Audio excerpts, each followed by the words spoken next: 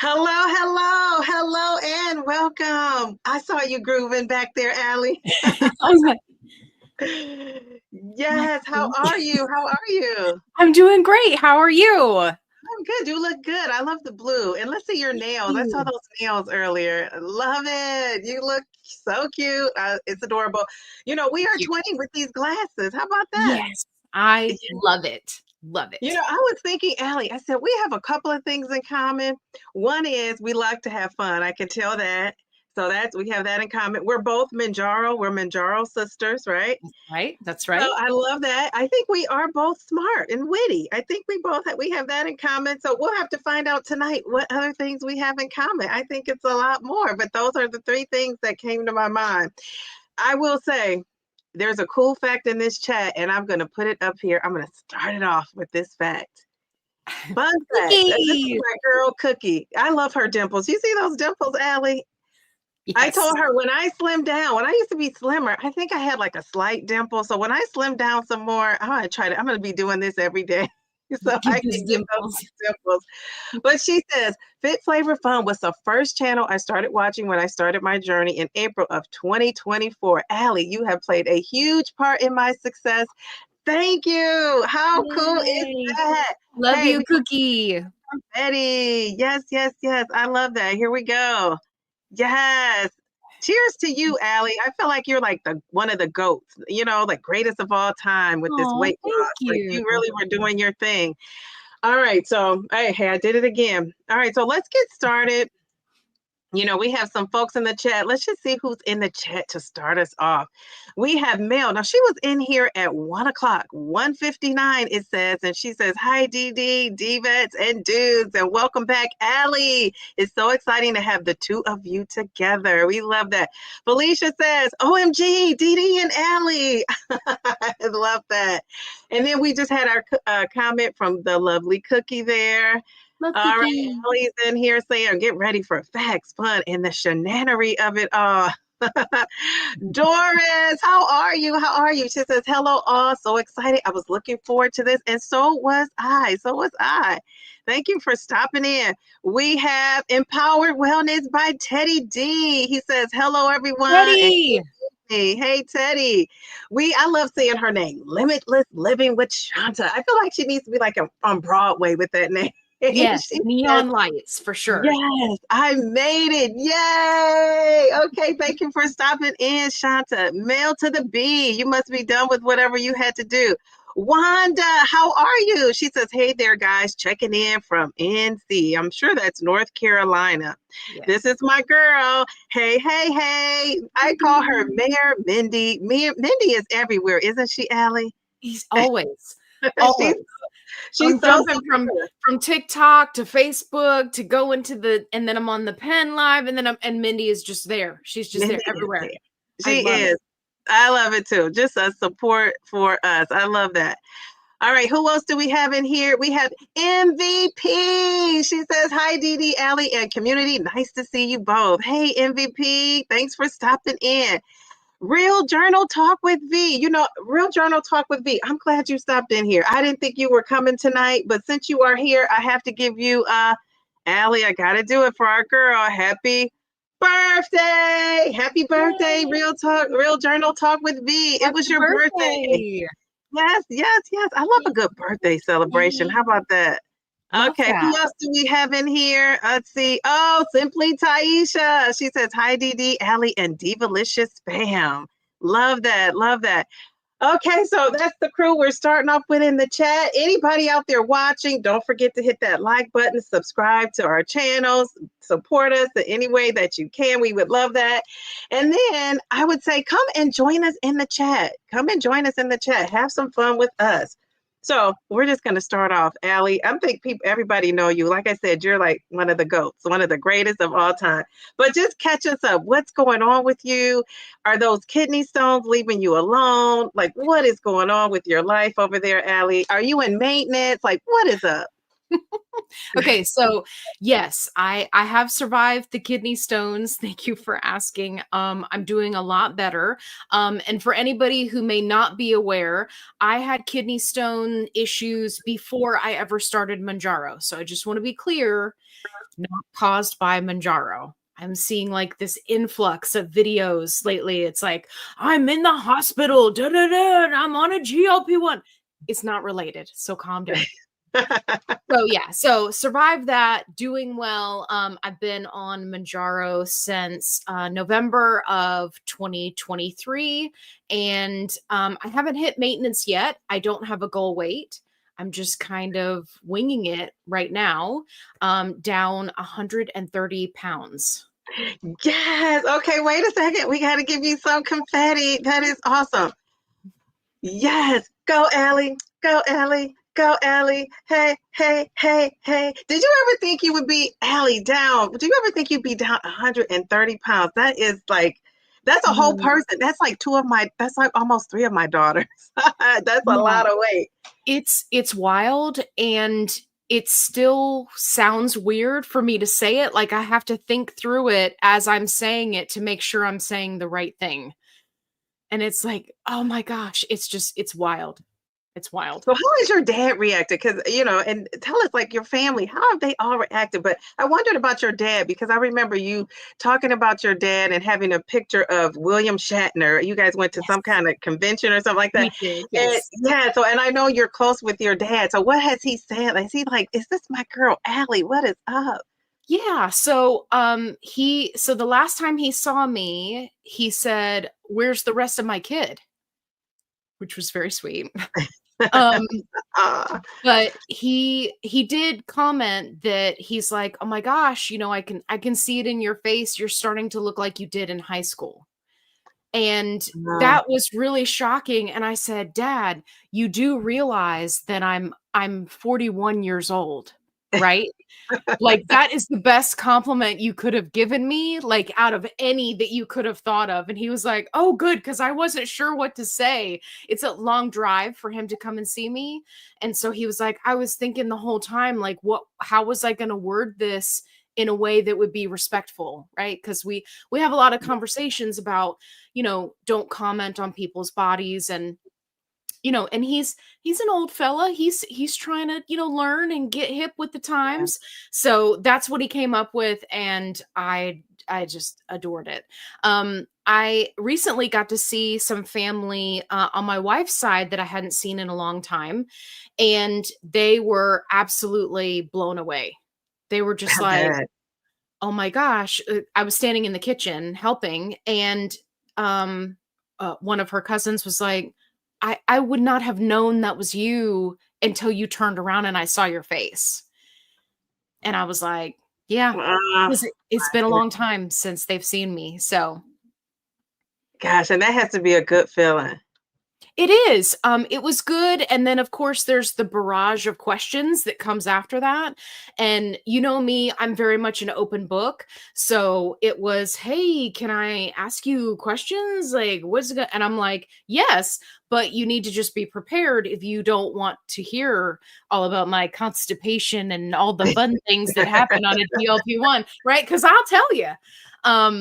So yeah, so we had a really interesting conversation, and I felt like it was very educational for them because a lot of what they see is just, celebrities, microdosing and all that jazz that you see, right? That the media portrays. They don't get to experience people in real life. Yes. So Well, that's good. That's good. Well, we have a super chat. Oh my goodness, Mel to the B. She Lovely. says, ladies, what's up? So excited for this. Love you, Dee Dee. Thank you for being here, Allie. We love that. All right, let's give her Yeah. a thank you. I just love Woohoo. this, Allie. This is like so much the teacher in me. Horrible. It gives me so much joy to have that little stamp, because teachers do have stamps, even though I've kind of shied away from the stamps, like as of late. They can get messy, but that stamp doesn't, I don't have to worry about that. So I will just say, Allie, I am down. Well, technically, because I haven't done my weight loss update, but I am down, I think 73 point something, two or four. 6 or 8 pounds. And so I had gotten down 75 pounds, and then I went on vacation. And actually I went on a world tour on my birthday, the whole month of July. I was eating this, eating that, but eating out, not like overdoing it so much, but just, the salt and the sodium of it Yeah. all. And I Right. was having lunches and dinners, and that's the month like all my friends call me up and say, "Oh, let's have dinner, let's catch up, let's have lunch for your birthday." And so I had said to on one of my updates, I said, I'm going to start telling people, let's have breakfast, because breakfast, I feel like is, you could really load up on that protein. The things I love are breakfast protein. But people were like, no, I can't really meet till like 11:30. Let's do brunch. Or they were Brunch like, is oh, good. no, I want, they were like, oh, this is by this place. So, and, I'm so flexible. So it didn't bother me. But so anyway, I gained 2 pounds. I think it was 2 pounds. I gained 2 pounds. So I'm like, no, I'm not at my 75. So we will see tomorrow if I can get back to the 75. Now that's one difference with us, because we're both Mounjaro sisters, right? But you lost your average. Now my average might slightly be under a pound now. It was 1 point something, 1.1. So now it might be like a little bit less than one, like a 0.8 or a 0.9. So, but your average has to be over 2 or 3 pounds a week. Is that's what it is, or do you not know? Or did you Yeah, so stop count? I averaged about a pound and a half a week, and then there were some weeks that I didn't lose at all, and then there were some weeks, especially in the very beginning, that I lost 3 pounds. And then, of course, once I hit the 200-pound mark, that's when everything started slowing down. Now I lose like half a pound at a time, which is fine. Okay, okay. Um, so yeah, so it definitely started out, big numbers in the first, 6 months, and then slowly started tapering down. Okay, okay. And so I feel like I need a reset. I've been saying, just school is starting back. The summer is over. I'm not on my world birthday tour anymore. So, and it's funny, my friend that just dropped my daughter off, we always go to, have hibachi and celebrate my birthday. She went out of town the same weekend I went, and I didn't want to add anything else to going out of town. I knew I was in Texas, Allie. And when I say they do it big in Texas, they do it big in Texas. So much so that after a while, I started learning how to order like from the kiddie menu, because the servings were huge and I didn't want to take it, back to the hotel. So I said, okay. So she said, when she dropped my daughter off right before, we started this live, she said, are we going to hibachi? And I said, yeah, I got to check and see. I got to check and see. So I said, should I go or shouldn't I go? I don't know. I kind of don't want to go. But because they cook the food in front of you, now I don't know how they're preparing it. They could be soaking it in sodium for all I know. I get the shrimp always, and it's grilled, obviously. Now I can control how much salt they're adding. But I always used to say, like, geez Louise, if my doctor was in here, they put so much butter and they just like have fun dipping that butter, bam, and frying up your rice and all that. So I can control if I'm going to do all that. So I think I may go, because I'm going to be in social situations where I have to control it. But I think I'm going to let this week's weigh-in determine whether I go on Thursday. So if you're out there listening, my friend, if I lost tomorrow and when I get on that scale, we can go. If I have not lost, I got to get my buns in more of a calorie deficit. So we can't go. Well, let me tell you what I've been doing this last week, and maybe it'll give you a little bit of a different perspective. So, Okay. I have been doing what I lovingly refer to as a refeed week, Ooh. where I eat higher in sodium. I love salt. Salt is my friend. I eat higher sodium. I'll do a little bit higher carb. I'm not going crazy with it, but I don't keep my carbs as low, right, as a type 2 diabetic as I should be. So I just kind of give myself a week of, I don't want to say eating intuitively, but I'm not restricting quite so hard. And I'm eating at maintenance level calories. Okay. So I'm not going over, but I'm not in a calorie deficit. And this is what I did originally when I had my first stall and my hair started falling out. And I was like, oh no, we need to put on the brakes. I'm not getting enough nutrition. So, and I said from the very beginning, if all my hair falls out, totally fine. I will shave it. I will wear wigs. I will do all the things. So, but I figured, okay, we're at the beginning of this. Let's get out ahead of it. So I upped my vitamins and I immediately went to maintenance level calories. Oh, wow. And I was able to turn it around just in the span of 2 weeks, and I broke my stall. Oh, wow. So it worked really well, and I felt amazing, right? Because I wasn't in a calorie deficit for 2 weeks. And I was like, this is what the real world feels like again, right? Because we get so caught up in the calories and the how many Yeah. pounds did we lose. So I tell you all this to tell you that I am up 7 pounds this week.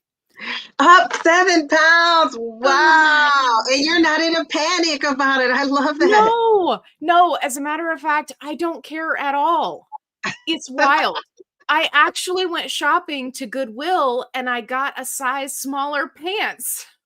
And being up 7 pounds. Yes. Okay, Now, wait. We gotta celebrate this, Allie. Go, Allie. Go, go, go, Allie. Go, go, go, Allie. Shake it up, shake it up. Go, go, go, go, go, Allie. I love that for you. I love that. That just freed so many of us from feeling like, we gotta lose, we gotta lose, we gotta lose. And then when we gain, we're so bummed out. But I like how it's kind of like you kind of planned how you wanted to do. Now, I don't know if you planned 7 pounds, but still, you're no, not letting it bother you. You're just like, hey, no. I'm doing it. I'm doing it. I'm doing it and And doing it and well. this is the first time that I've done this and gained quite so much. And I know what it is, right? So it's the salt, first and foremost.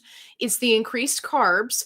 Carbs are not the enemy. Everybody out there, can you hear me? Carbs are not the enemy, but they do require more water to process them through your system. And then if you add a bowel movement on top of that, girl, you got yourself 7 pounds. And you didn't Yeah. even really do anything other than eat a little bit of salt, eat a little bit of carbs, right? So it's just one of those things. And I don't know, it felt so great to get on the scale and see that number and go, I don't care. Life is good. I feel good. And of course, it helped, getting in the pants that were a size smaller. That was just like a double win because I Right. don't feel any larger. I don't feel bloated. I don't, right? Like all the things that we feel kind of as we gain weight. So that's why it's all just temporary. I So love that. It's temporary. I think that's the temporary. difference with being on a GLP-1. It's like I feel like we can make the decision for like the next meal or the next day as opposed to wait until a week later to start all over, right? Start on Monday, start on Sunday. You could start the next day if you want to, or start the next meal, I always say, if you can. But I love that, Allie. Very good. I love that. I love how you're easy breezy, lemon squeezy about it. Yeah. Yeah. Wait, So wait a there you second. go. We So have a super chat. what? Simply Taisha. She says, this seems to definitely be a reset season for everyone. I say go for it. It truly changed the trajectory of my maintenance journey. Okay, very good for you to do a reset as well. Well, Simply Taisha, thank you. We simply. I love it. All right. All right. Very good. All right. So, did you want to say something else, Allie, before I brought up that super chat? No, I just wanted to throw out that I think that we got a question in the chat from Okay. Where Mel. do you see that at? From The male to the QQQ. B. Oh, no, Mel was just saying if you have a question, please type Oh, QQ before you question. Sorry. I well, thought let's put Mel that had in. a question and I was like, we don't want to miss her question. Yes. Okay. So we're going to get into a little bit of some hot topics. We're going to play a quick little game. I told Allie, I said, Allie, I love that you're a good sport. I said, I made up a game that kind of goes with your channel name, your name, and we're going to play the game. She doesn't know what it is. So I just love that she trusts me to do my thing with it. And we're going to have fun. And then we also want you also to play the game. So we're going to have to look in that chat, Allie, once we start the game. Okay. And let me see, I'm just looking through the comments in here, seeing if, we have we have Paula, Linda's Journey. Hello, you guys. Paula. We got Reset with Anissa in here. Slim's in the making. I love that name. Like, why didn't I think of that? Slims in the making. Okay. Love All it. right. Very good. Congratulations on your 130 pounds. That's just awesome. Fantastic. Allie, you go, girl. Dee Dee, you rock too. We love that. We love that. We got Delilah in the house. We got Nia. I think I said Linda's journey. She said, Mhm. Allie, blue is your color. We love Thank that. you. I was thinking so too. Yeah. And then of course it wouldn't be me if I didn't go overboard, right? I started with nails and then I was like, build an outfit from there. And this is where I ended up. It is cute. It's a nice color on you. Thank Oh, we you. have Bellflower. I call this lady my weight loss twin. We lost kind of like at the same pace. She's in maintenance now, actually, but we just have a lot of similar things going on in our journeys. We have Kate. Look at Kate. She's such a beauty. Two of my fave women. Good to see you. Hey, Kate. Let's see. The combo we needed, a force of nature. You guys are so cool, so cool. All right, so let's see. So somebody told me, absolutely go to hibachi. This will be life. Just go and enjoy. Do what you need to do the next day or the next meal. Yeah, that's a good point. Andrea, how are you? She says, I am in reset for sure. Loving Noom as my new tool. My insurance covers it. Wanted to share with others. Okay, very good. So go check that out. Have you heard of that? I see a lot of commercials about Noom. Is it Noom or Noom? I think it's Noom. I think it's Noom. Yeah, I've seen a lot of commercials, but this is the first I've heard of insurance covering it. That's fantastic. That is, that is. I'm gonna have to look out for that. Unless she has Cadillac insurance, hopefully we all can get it. That's what I call really good insurance, the Cadillac insurance. Doris, thank you for the super chat. She says, you both are so great. Thank you. We appreciate that. So, let me give Doris a thank you. We appreciate you. I wanted to say, so we're going to talk about some hot topics. If you guys have a question about it or you want to put your own comments in the chat, feel free to. So, Allie, let's start off with talking about skinny privilege because you talked about this a lot on your channel. Oh, Now, what's yes. up with you in this skinny privilege? What's up with us in this skinny privilege?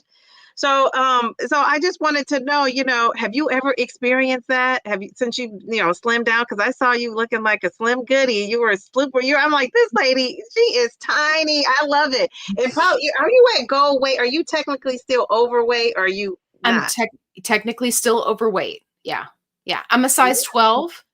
You got to So be smaller than you are, right? To be, how much smaller do you have to be out of the overweight? I think in like 10 more pounds, I think Okay. is how it goes. But I'm trying to build muscle. So like who knows how that actually Yeah. works out. And then with the loose skin, like how do you really calculate it? So, Yeah. but yeah, if you're going by BMI alone, right, it would be in like another 10 pounds. I'm just Right. happy to not be morbidly obese anymore. I'm Yes. that's a win for me. I came out of that category. I was like, yes, doing good. So have you experienced skinny privilege, do you think, since you've been slimming down?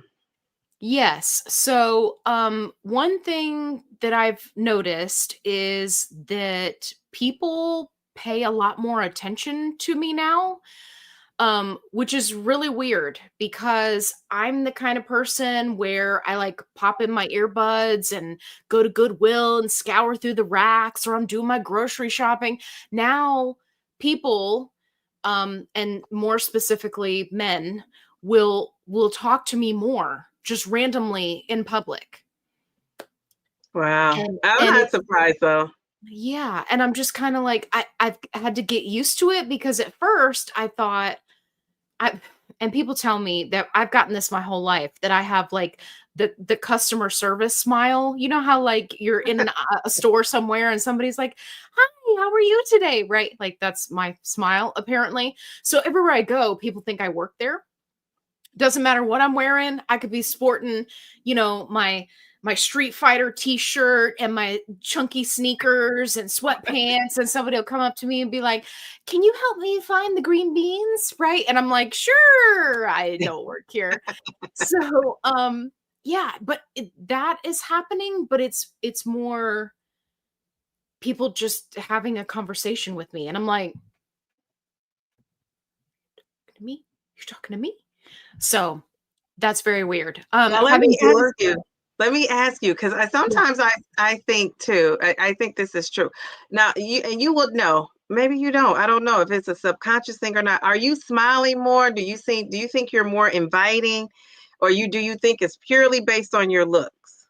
it's purely based on looks. Purely looks. Okay. Yeah. Okay. Yeah, because I smile everywhere I go. Like I Okay. smile, I say hi to people. I'm very much like a hey, how's it going? Um, Perfect example. I went to Walmart to do a return the other day, and I live down in the South where you know, long-time married couples don't necessarily go into Walmart together.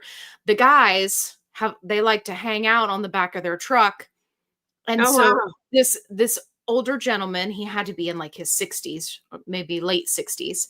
He was just sitting on the back of his truck, and I was like, "Hey, you doing okay?" And he was like, "Yeah, my wife's just in there shopping. She's gonna spend all our money." And I was like, "Okay, well, I'm gonna go find her, and I'm gonna spend your money too, because that sounds like a lot of fun." And he was like, "You better watch yourself, little missy."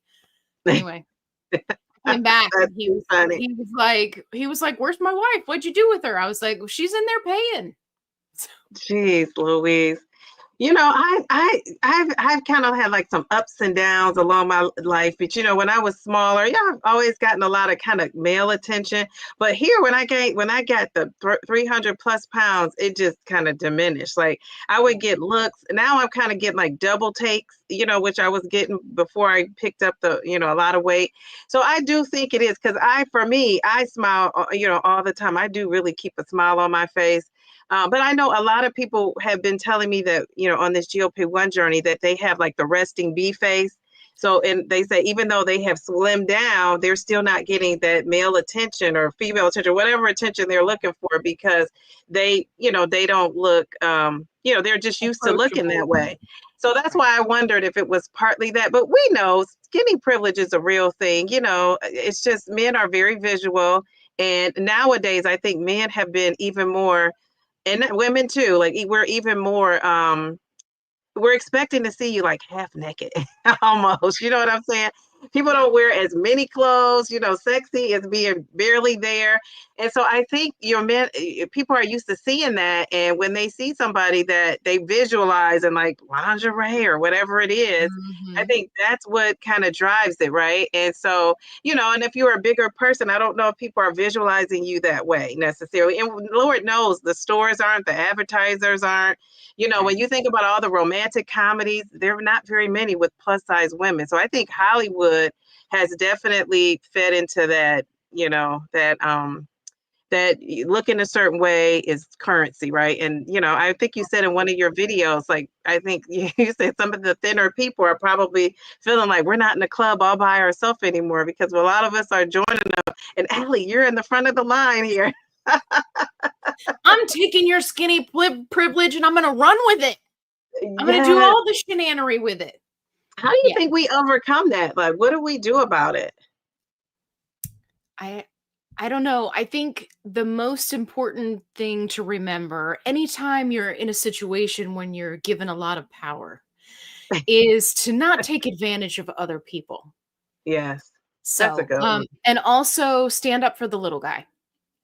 Yeah, So that's I a know good that one. one of the things that kind of goes along with skinny privilege that I'm experiencing more is now that I've lost 130 pounds, people feel comfortable making fun of overweight people around me.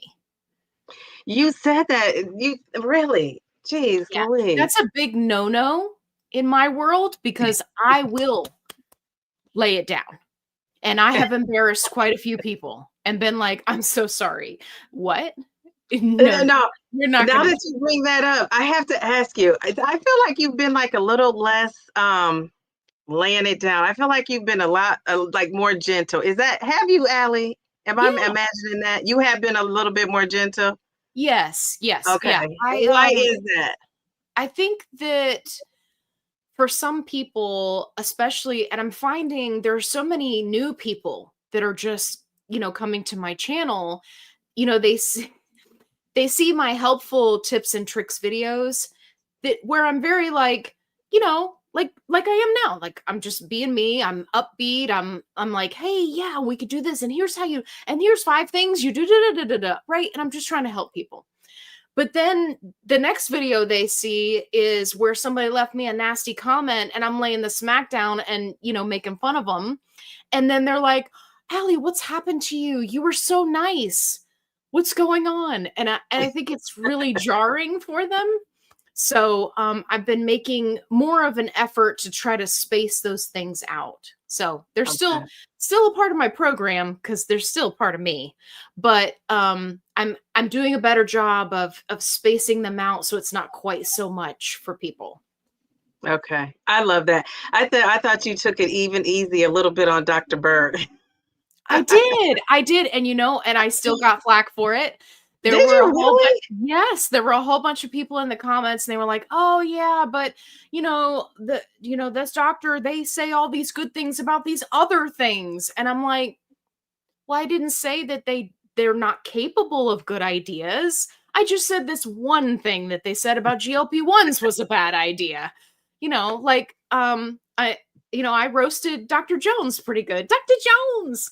And I follow his content because he cracks me up with the things that he says sometimes. I think that people, it's kind of like they just think about things very black and white, but there's all these other colors in between, right? Yeah. So Yeah. it's like you're giving somebody a hard time. Like I've had people who make videos about me, right? And roast me. And I'm like, hey, great job. More power to you. Right? Because it doesn't mean that they don't like me or they think I'm a terrible person. At least I hope they don't think I'm a terrible person. And so, there's room for everybody to say what their thoughts are. And that's how we keep from getting ourselves into one tiny bubble, right? Where everybody around us is saying the same thing. And Yeah. I think that is a scary place to be. Yes. Well, thank you. I First thought level. so.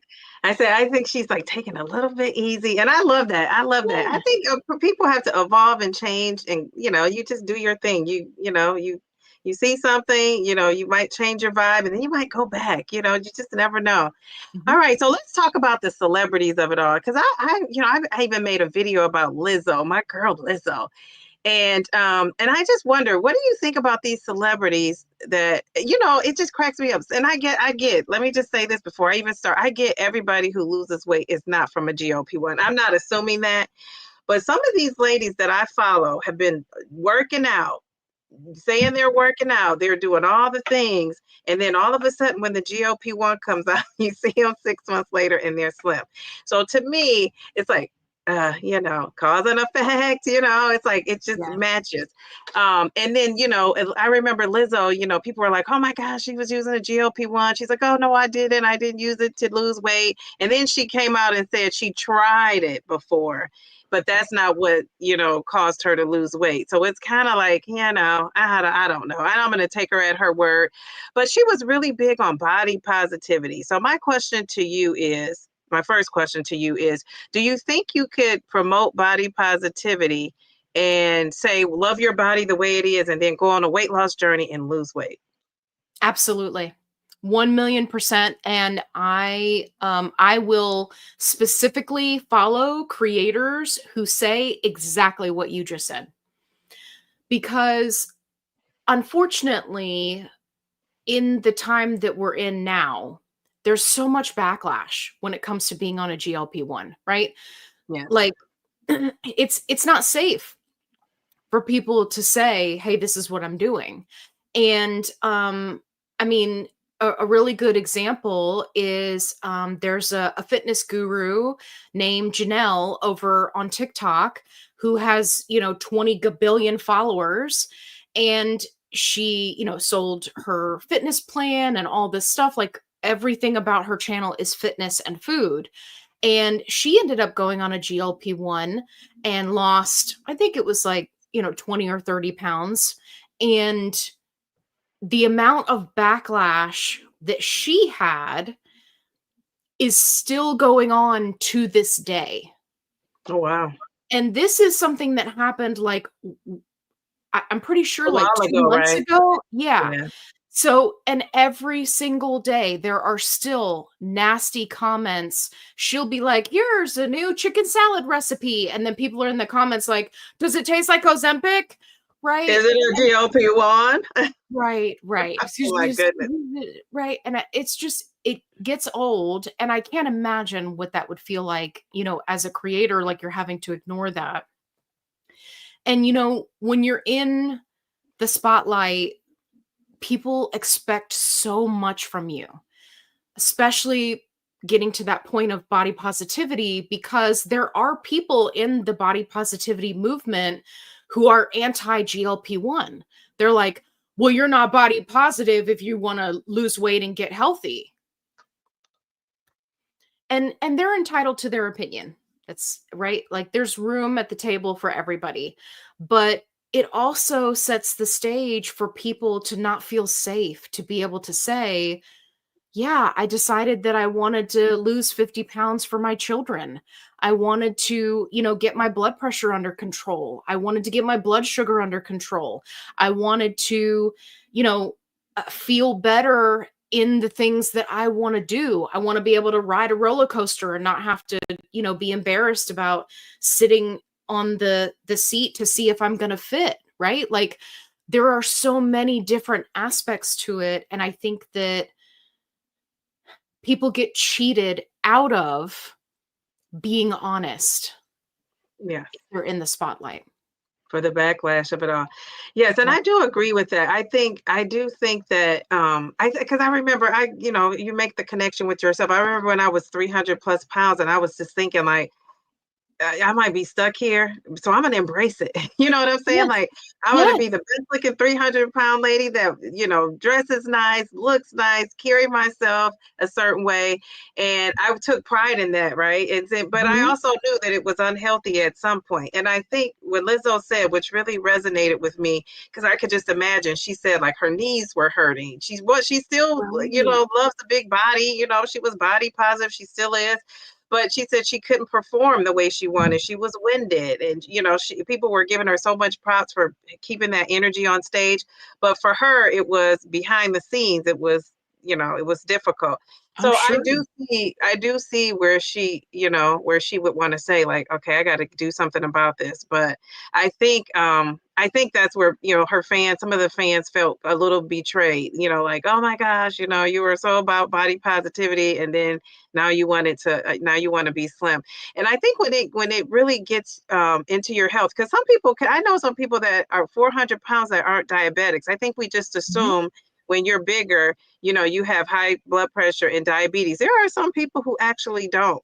Now, what it's doing to your insides and all of that, we know things are going on in your insides that maybe has not reflected yet in your blood work, but it catches up with you eventually. Yes. And so, I can see that. One thing I do wish, and I get the shame of it all, but I do wish some celebrities that have lost weight and are saying they did it with diet and exercise, because we have so many young people following you. I almost want them to be honest about it, or just don't talk about the weight loss of it all at all, Yes. because you have those young people that are so easily influenced, and they just think like, well, I don't need to use a GLP-1. I could just diet and exercise, when the person you're looking up to is not just dieting and, and exercising. So, and that's the thing about being a celebrity, right? It's a double-edged sword. Either way, it's just hard to win. But this fascinated me because there's so many celebrities. I know Rosie O'Donnell, she takes Mounjaro and she looks good. Mhm. I just saw her recently. Megan Trainor came out and said I think she's taking Mounjaro as well. Lizzo tried Ozempic, right? Amy Schumer admitted to taking Mounjaro. Wegovy, she said she tried. My girl Oprah, I know you're not the biggest Oprah fan. I love me some Oprah. Oprah admitted to. Now she hasn't said which one, but I'm thinking Oprah took Mounjaro, right? Because I just think she did, but she hasn't said. So I'm gonna say allegedly. And Yes. then that reminds me of Charles Barkley. I know he was on with her and Gail one day talking about Yes. Mounjaro, so he's Mhm. taking it. I love the fact that he's a big athletic guy that came out and said he was taking it. Kelly Clarkson, at first she didn't want to admit it. she got in tricked up in there. And then I remember that her talk show, she had Whoopi Goldberg on, and Whoopi has been so out about it. Like, I'm taking Mounjaro, that's what I'm doing. And Kelly admitted to taking she said she wasn't taking Ozempic, but she never said what she was taking. So she hasn't really claimed anything yet. She said she's taking something other than Ozempic. So we all just assume it's the Cadillac Mounjaro. Yes. But yes. Who knows? And then they say James Corden was taking Ozempic. Now, I didn't know that, but he said he was emotionally eating. So he started taking Ozempic. So I'm going to say allegedly, but that's what my research told me. Tracy Morgan, I remember seeing him, like the Saturday Night Live funny guy. Yeah. He was like, I was taking, I took Ozempic, and he said, then I went and ate some Doritos, but I couldn't eat the whole bag. So that's a win. I know, but that kind of talk when he was talking about, I still eat the same, I think that kind of perpetuated that stereotype of everybody who's on these meds are just eating whatever we want, but less of it, and we're not adapting healthy lifestyle. So I almost was like, I wish he had not said that, but it is what it is. I mean, hopefully the audience is, with it enough not to, assume that everybody is doing it like that, because, the people I follow here on YouTube and are interested in are incorporating healthy lifestyles. And so one more, I got a couple more. I watch the Housewives. Are you a Housewives lady? Like Housewives of this, Housewives of that? Okay, that's my guilty pleasure. It's out there now. But there was this one lady, and her name is Heather Gray, and she is on the Housewives of Salt Lake City, and she stood out as being the bigger person. Now, she had to be like a size 12, maybe 14. Compared to those ladies, she looked bigger, but I think if we saw her like out and about, she would just look like a normal size. Right. But she said she felt so much pressure to be so thin. Like, she felt pressure to be thin. And she started taking, I want to say she took Mounjaro, maybe it was Ozempic, and she lost 30 pounds or something. And so she said that she noticed that the ladies even treated her different. I mean, the ladies that she was friends with, I'm thinking, geez, Louise. So it's a real thing, like that skinny privilege, and that now we accept you even more if that's a thing. Like, now you're even more accepted into our group because you're thinner.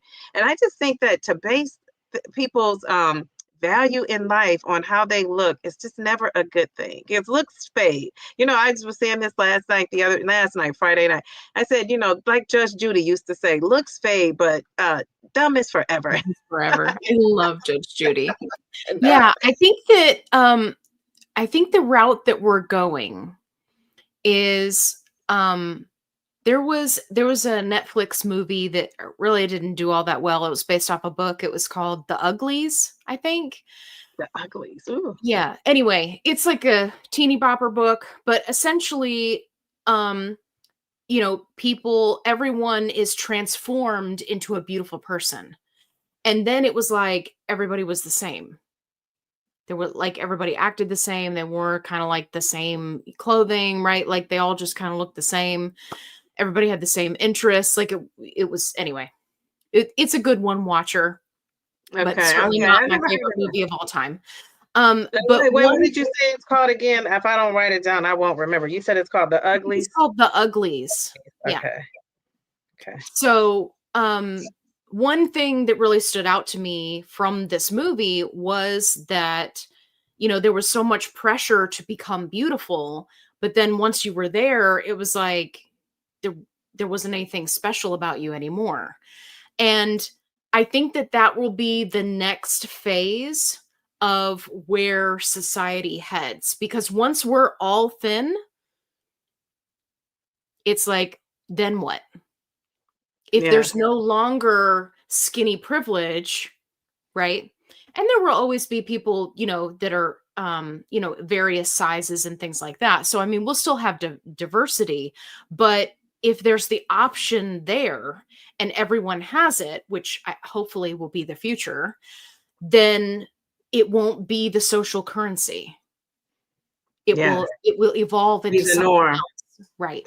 But you know what's going to happen? Then it's going to be something else that's going to become the social currency. It'll be something else that'll take over. And what will that be? I don't know. But it'll be interesting to see. It really will. We Yeah. have another super chat. What? Simply Yeah.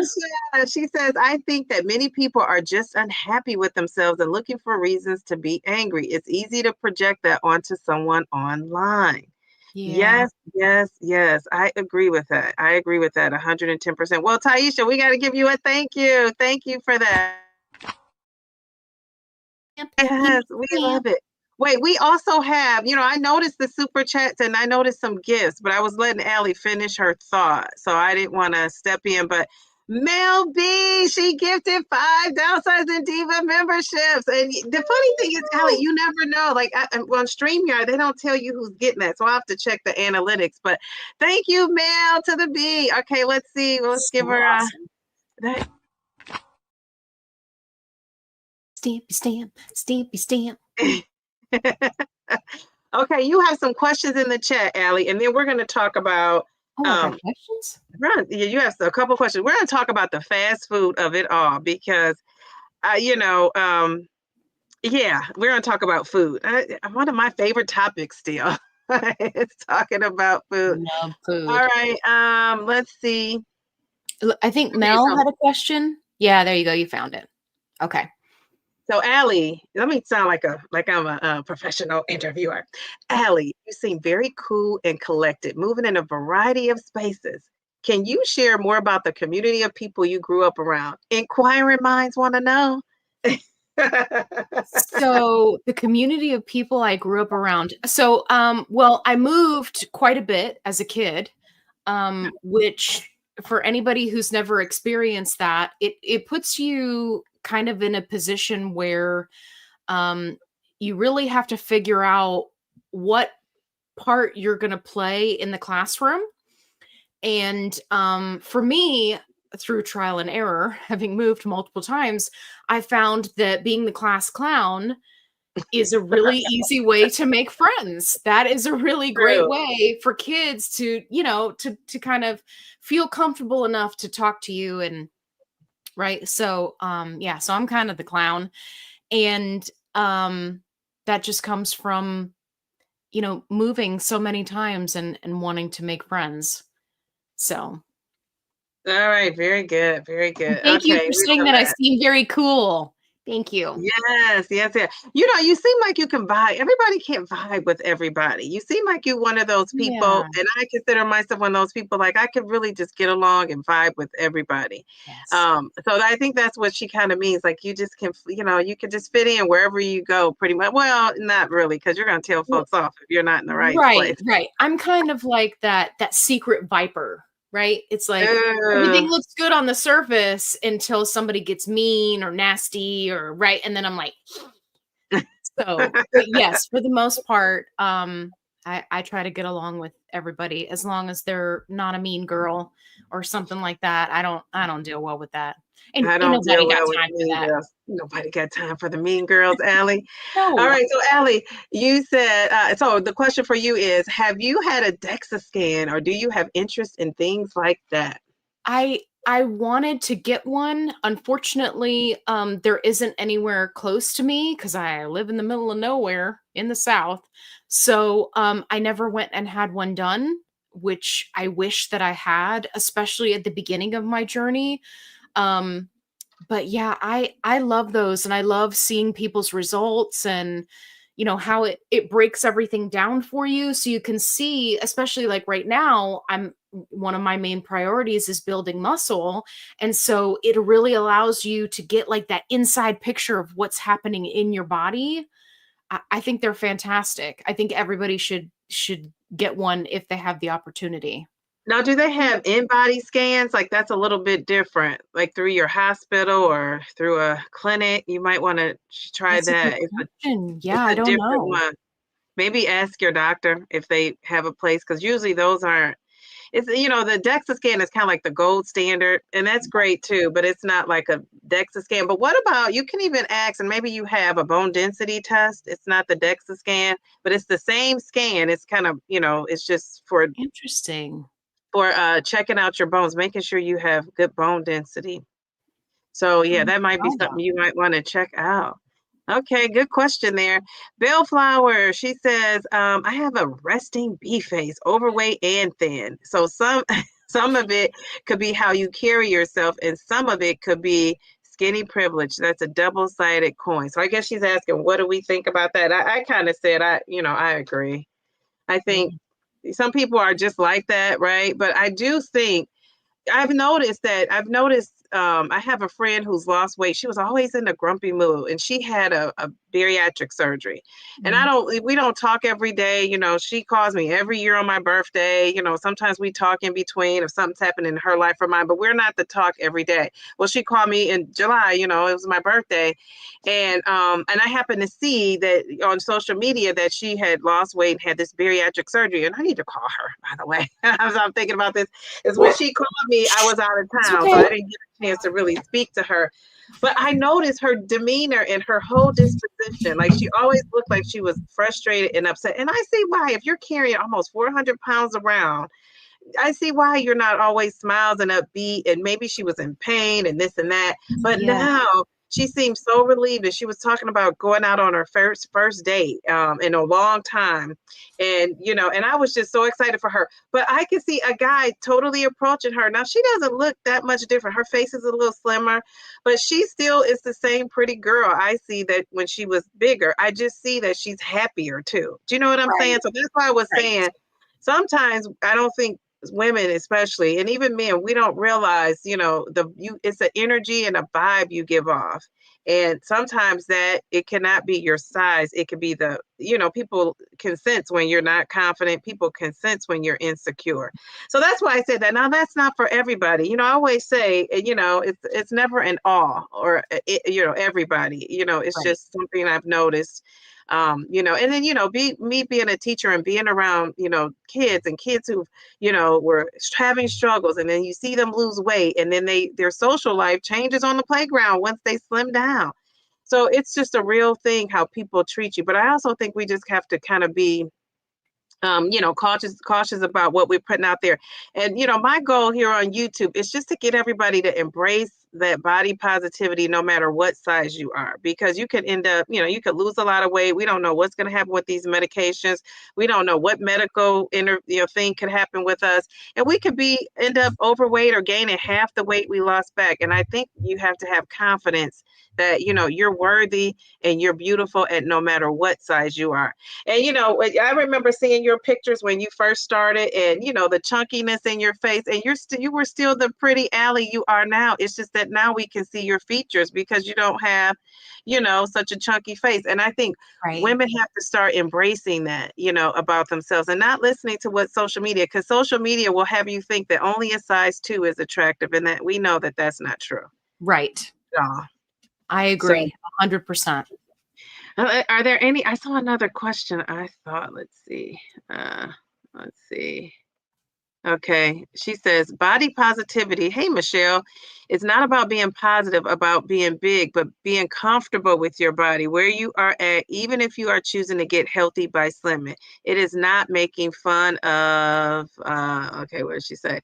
Um, was not making fun of. I didn't see that second thought, Michelle, but she did come back and say, I don't care what others think. Their judgment is, you refuse to let it bother you. Yes. And I wish more people had that attitude, but I think it's kind of hard because it's like a lot of things coming at you, right? It's your family, it's your friends, it's the media, it's our society, which is not It's good, hard. but It's a hard it is spot to hard. be in. Yeah.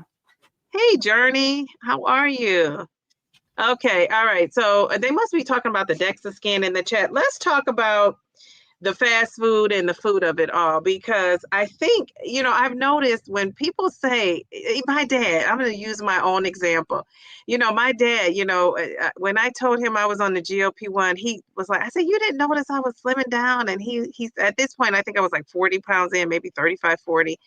And I would see him looking at me, like doing a double take, but not saying anything. Cause he's been on this journey with me other times when I lost weight. And so I said that to him one day, and he's like, yeah, but he's like, I wasn't sure. I didn't want to say anything. And so now, and one of the reasons why I didn't tell him too is because he's one of those people that's going to be policing what you eat. Right? So should you be eating this? Should you be eating that? So now he says that to me all the time now, and he'll say like, "Oh, are you supposed to be eating that? Is that on your menu?" And I say, "Actually, it is, and actually, I can have three of them. I just choose to have this one." Yeah, it's amazing to me the number of people that are like, "Can you eat that?" And I'm just like, "Yeah, I mean, it's food, but So have it's you interesting." so have you totally kicked like fast food to the curb? Because you've lost 130 pounds. So I think people need to hear this from you. And that 75 is for me is a good amount of weight, but you've almost doubled my weight loss. So and have you were you eating fast food here and there? Yes. 1,000,000% yes. When I first started out, I didn't. So like the first 3 or 4 months, I I was like, "You know what? I'm going to take this time, really kind of see what this medication is all about. I'm going to get my nutrition in check and I'm going to focus on doing healthy things because one of the things that I did was I didn't start exercising right away because I was concerned that I was going to get hurt. So I said, okay, if I'm not going to be exercising, I need to focus 1,000,000% on nutrition.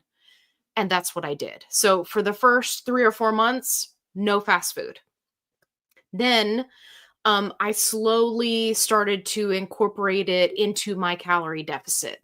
And I think that's the part that people don't understand, right? It's like the can you eat that mentality.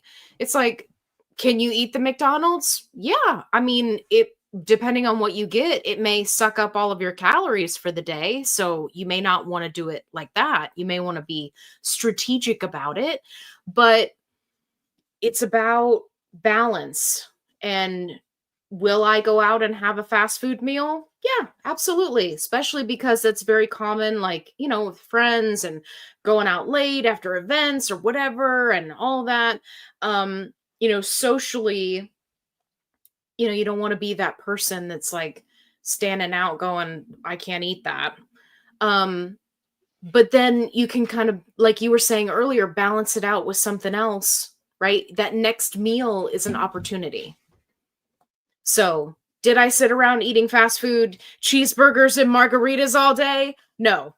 But if I wanted to have one, I certainly could. And to be perfectly honest, I'm probably not going to finish it anyway. So it's going to turn into 2 meals by Yeah, itself, yeah. unless you're And ordering I've off the done kids menu.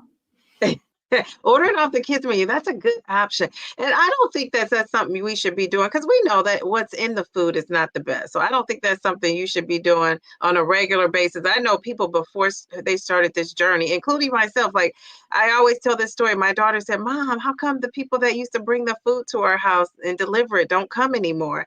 And I said, "Well, I'm not ordering DoorDash, honey, anymore. I was ordering DoorDash all the time.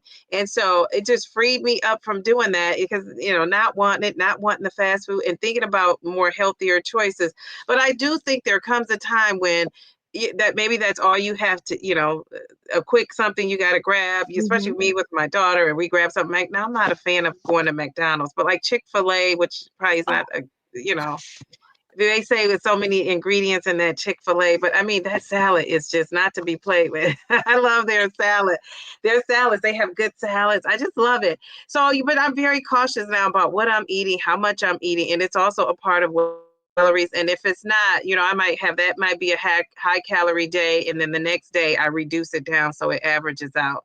So that's Yes. kind of how I make up for it. But I think are there bad foods? I think they're not.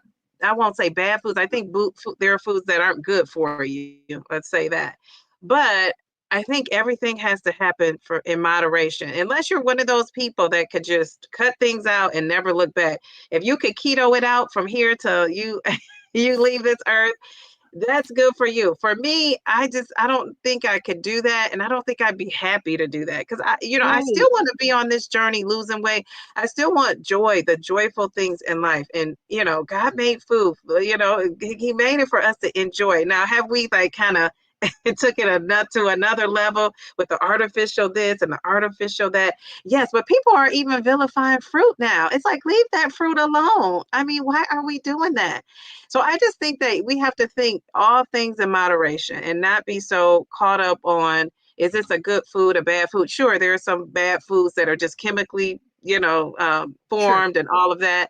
But I think if it's a God produced food that you grow or you could access, I think that it's something you should have. But some of those things aren't, have saturated fat, aren't the best, and then you have those in moderation. So yeah, I wondered what you thought about that, because I see people, saying, "Oh, I ate a burger, and this was I'm having the worst day ever," and it's like, girl, eat the burger, and the next Yes. day And make a enjoy it. modification. Yeah, Yes. And one thing about me, you will never catch me going to Chick-fil-A, getting some grilled nuggets and a kale salad. It's not going to happen. It's not in the cards for me. I want the original chicken sandwich with cheese, a small fry, and my diet soda. That's what I want. If I'm going to Chick-fil-A, that's what I want to eat. I don't want to eat rubbery grilled nuggets. I do that at home all the time. I don't want that's a true. kale salad. I do that at home all the time. But or like the other day, I was out shopping and I was like, Chick-fil-A's open for breakfast right now. Yes. And so I got a chicken burrito because that's my favorite thing. Are there other healthier options? Yeah. But we're trying to live life. And if somebody said to me, "Hey, if you're going to go on this GLP-1, you can't do these XYZ things for the rest of your life," that would be really hard. And for me personally, that would be setting me up for failure, because anytime, sorry, my dog's coughing. That's Um, okay.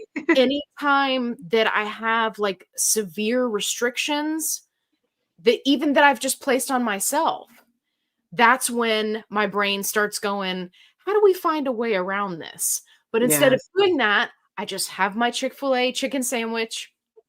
I slather it with mayo. I get the extra pickles. I enjoy myself. I stop when I'm full. And then I don't think about Chick-fil-A again. Yeah. I'm good. Like Yeah. I've met the craving, I've satisfied it, I feel good, I got in some protein, right? Because it is chicken. And then I can just move on with life. And then the next day, right, I'm back to, kale salad and chicken wraps and things like that. So it's not, it's just not the end of the world. Yeah, and I think you might have those people too that, how you have some people that can't go off of a plan, or, they Yes. can't take a detour because that's just going to Yes. throw them off. And I think those people, fast food and, having carbs or fruit or whatever you're doing is not for you. And I'm okay with that. You should be okay with that. Oh But yeah. I'm talking about the people that feel like they can handle it and can handle it. I think you have to give yourself grace, because I think if you're so chop, chop, chop, once you do, veer off, then you're just going to be beating up on yourself, right? And that kind of leads to a spiral of, and I think making food seem so bad. That's why people, I think, get into, having disorders with eating, right? Yes. Because everything, you feel so guilty, so guilty. You feel like I got to do something. And the quickest way is to do something that, we know is not the healthiest. So, Yeah. I just want people to say out there, if you're saying, I don't think they should be having fast food, well, don't you eat it, but let me have mine every now and then. Every now and then. But I do love a good, I have an 8-year-old too. It's like sometimes the best choices are, it's not always easy to prepare ahead of time. So I just got to live, and, I just got to give myself grace. And the next choice, when I have control over the choice, it's going to be the healthiest choice I can make. And that's how I'm kind of looking at it. All right, so let's just do a few more, then we're going to play our game. What time? Or we're an hour in. We got to get to this game. So let's talk about, let me ask you this, Allie. What's Yeah. something that you could tell us about your journey that you've never shared online? Is there anything? Oh, that's a good one. I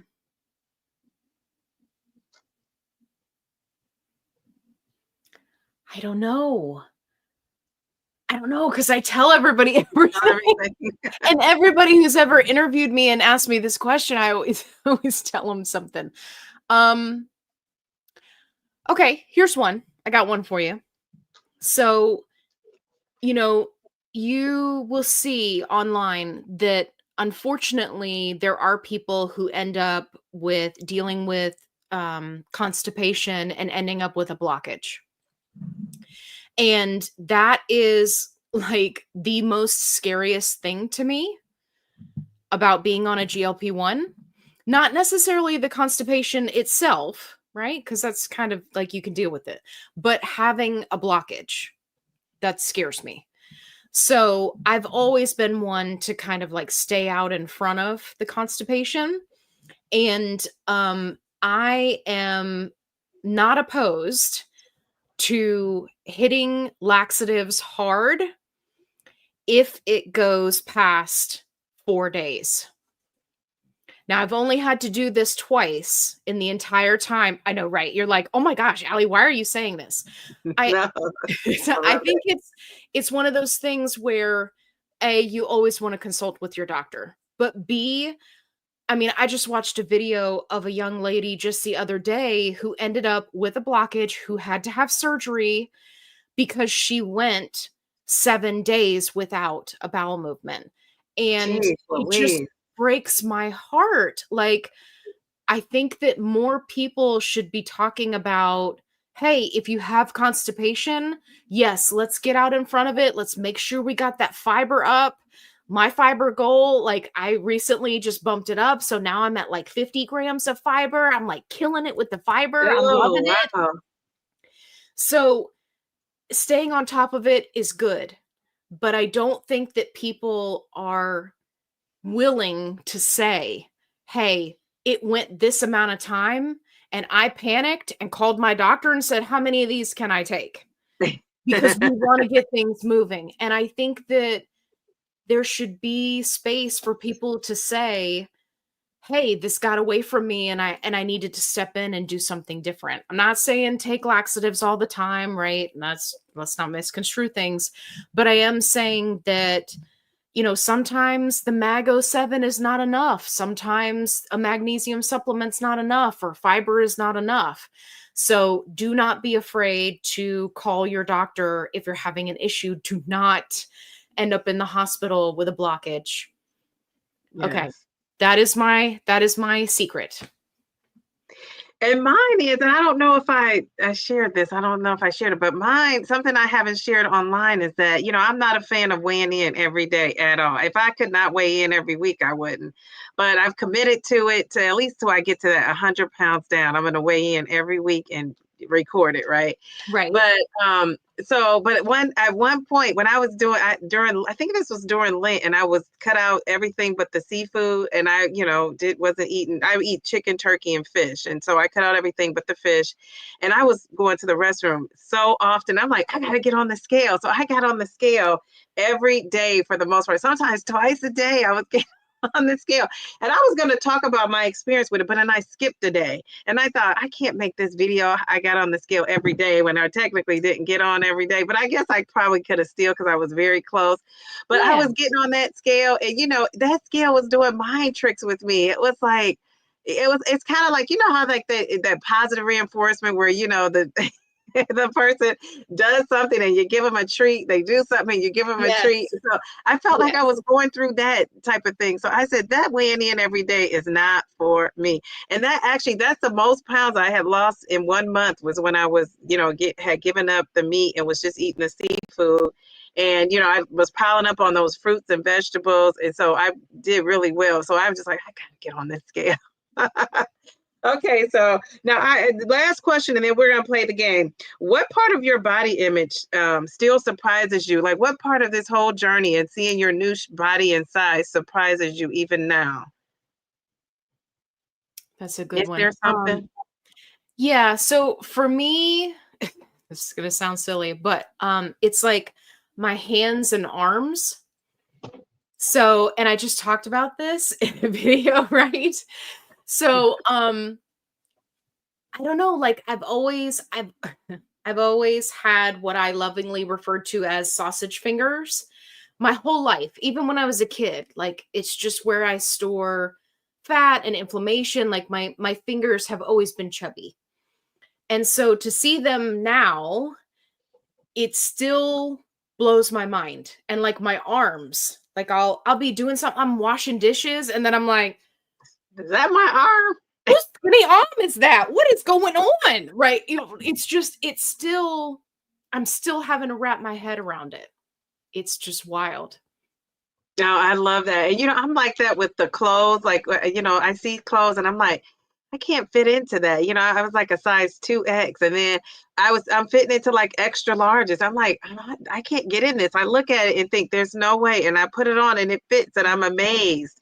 And then I thought, okay, it's because I'm in these plus size stores still.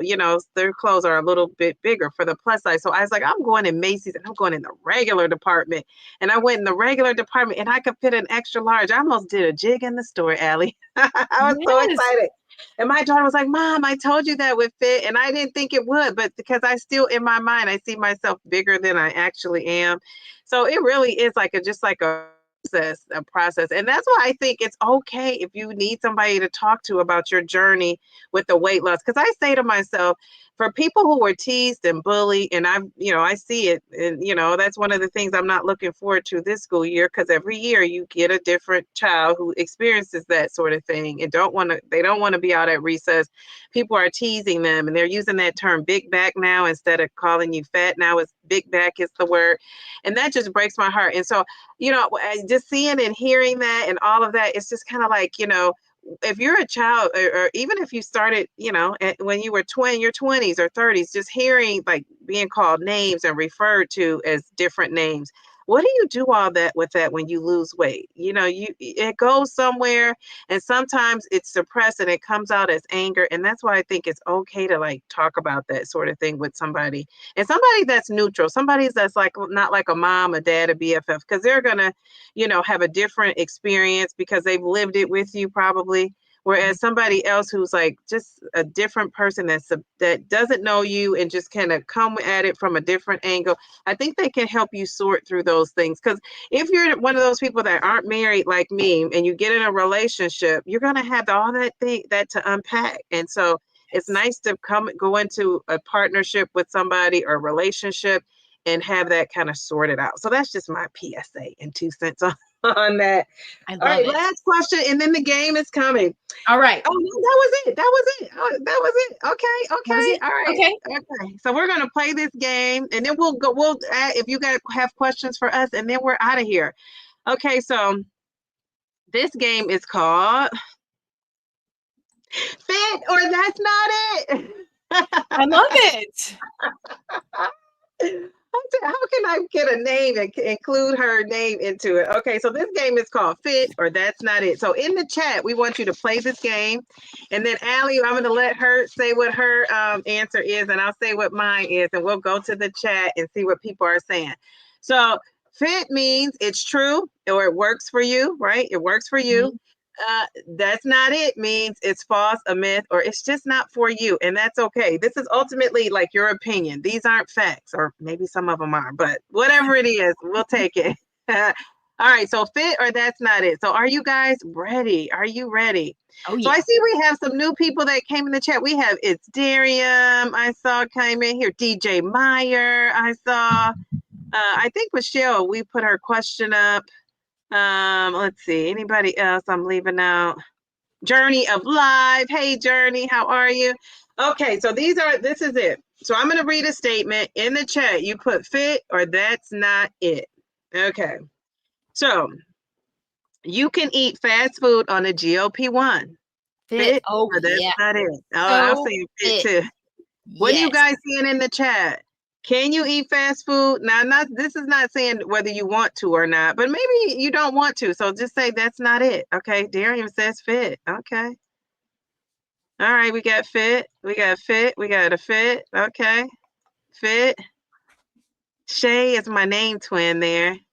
Kate, we got a fit. Even though I spell mine SHAY. All right, we got some fits. Where is everybody else at? Where are you at with your?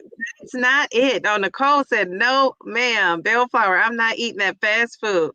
Yeah.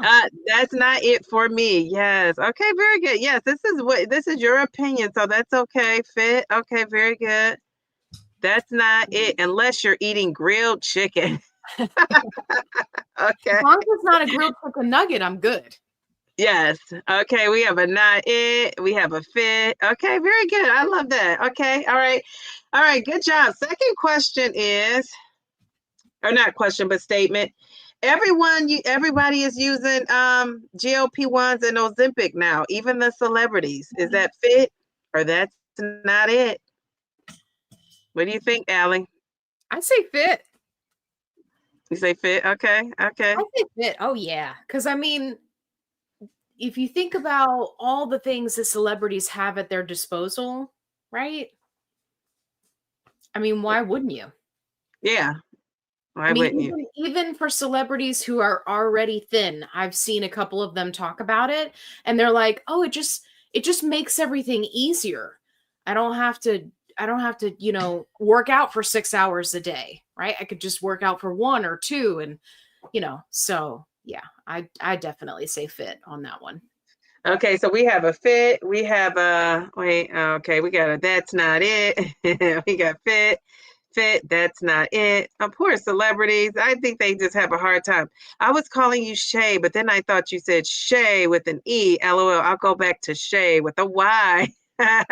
No, I said that's my name twin, but we just spell it different. That's not it. Fit. All right, very good. We got a lot of fits. Okay, what about this one? Therapy should be a part of every weight loss journey. I say fit.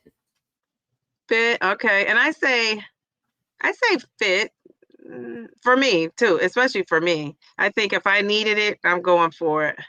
And I might need it and not know it. So clue me in if you think I need something. Let me I think know. I think that there are many people that can benefit from therapy, and like you said, they may not even know it. So yeah, I mean, multiple aspects of life. Okay, so these people are saying, okay, you say yes, Allie, true. Some celebrities are on it too. They are. So Mhm. people are saying fit, like, so that's not it, fit. Okay, so some people are open to it. Fit for you, very good. If you need it, yes, Yeah, fit or not, absolutely. but it depends on the person. Very good. Dee Dee, I need it. All right, Mayor Mindy, hook me up. I'm in the Ohio area. Hook something up. Okay, depends on if you need it. Depends. Okay, very good. Yeah. Very good. I love that. And to add another layer to that, I think it should be 1,000,000% covered by insurance. Yes, I do. I So that thought if somebody needs insurance, it, they have I access. thought insurance, I thought a lot of insurances, now I don't know, I just kind of know mine, but we have like a certain amount of hours of insurance for free, and you can get, not insurance, therapy, and you can do it for anything. I mean, it's not Right. like you got to have it for this or you got to have it for that. So I have a feeling a lot of insurance companies may have it and people may not know. Like, Yeah. that would be something, I don't know, you could call about or if you have a pamphlet on your insurance, if you're interested in that. Flavor, my answer depends. I love that. It's cute. I'm gonna shout this out. Oh, she's saying happy birthday to Mel to the B. Yeah, we're gonna celebrate her tomorrow on my live at 2. Let's see. Fit if it's in your budget and it's needed. It's important to understand how maintenance is so different from losing. There Yeah. should be more ways to celebrate your maintenance. I love that. Very good. Let's give her some confetti. That's a great statement. Yes. Love Yes, that. yes. I love that too. Very good. And I know that's a good way to put a twist on it, a positive twist, because I think sometimes therapy is seen as like a negative thing, and I don't think sometimes it is, and it's not. We got to change that stigma around as well. That it's like a negative thing, like something is wrong with you. It's just unpacking and talking about, your feelings, especially if you don't really have anyone to talk to. So. The way some folks are acting in these GLP-1 streets, clearly many need it. Kidding, not kidding. Absolutely. I agree with that statement. Lifestyle Journey with Cassie B. How are you? I've never seen that name. Look how beautiful you are. Welcome to the chat. JC says insurance can cover, but it's whether the therapist takes the insurance. Okay, so that's a thing too, right? Yeah, I can see that. Many companies have employee assist programs that cover it. My company gives 12 sessions. Oh, Michelle, that's cool. I bet you there's 60-minute sessions too. Go lay down. Geez, Louise. All right, Mindy, we got to check on my insurance. Make sure I can get 12 sessions. Paula says, absolutely, it should be covered with the price lower. Everyone that wants it should be able to use it. I agree. Let's give her that, and let's give her some confetti. Thank you, Paula. We appreciate that. Let's see. Also, they are 60 minutes. And Mel is saying, yes, it's super positive. But we want to say, if that's not for you, it's not for you, and that's okay. Lisa came in and said, love the ouch, Kevin. People just love Kevin. He's like your sidekick. You guys are like Batman and Robin, kind of. I love it. All right, what about this one? Skinny privilege is a myth. Fit or that's not it. That's not it. That's not it. I'm going with that's not it. She loves Kevin. All right, Darian is saying that's not it. Do you know it's Darian? I know you've had to see him in these GOP1 streets. It's Darian. He's all around too. Oh, yeah. Mayor Mindy, yes, that's my company. It offers 8 sessions outside of health insurance for anyone. Okay, all right, very good. So yeah, we're all saying that's not it. Hello, Michelle Walker. Beautiful pic. It's some beautiful people out in these GOP1 streets, Allie. I'm like, geez, Louise. Yes. Real talk with Elaine. She says, that's not it, definitely. No, that's not it. Okay, good. We have a couple more. That's not it. You are welcome, Paula. What about this one, Allie? You need to lose weight to be happy. Ooh. Okay. I'm going to say that's not it. That's not it. I'm going to say that's not it too. But for some people, that has been their reality. But I say that's not it. You got to find ways to make yourself happy in whatever body you are in. There is 100% bias to attractiveness. However, it's defined and it has changed throughout history. It has. I remember thinking, back in the day when I was growing up, Marilyn Monroe, and people used to talk about her, and I was so fascinated to find out she was a size 12. And so she had that, now that's like a plus size, right? And she had that, voluptuous, they called it, body. Yes. And then I feel like it took a turn to like being, more thin. And then remember the boobs were in, like if you didn't have big boobs, you weren't in there, right? And that was the number one plastic surgery procedure. So who can tell us in the chat, what is the number one plastic surgery procedure as of right now? Who knows what it is? It's not breast implants and getting your breast enlarged anymore. Who knows what it is? And I'll give you a clue. I would probably never need to do this. Whoa, some people got it. Oh, Elaine came in, right? Elaine came in with it first. Yeah.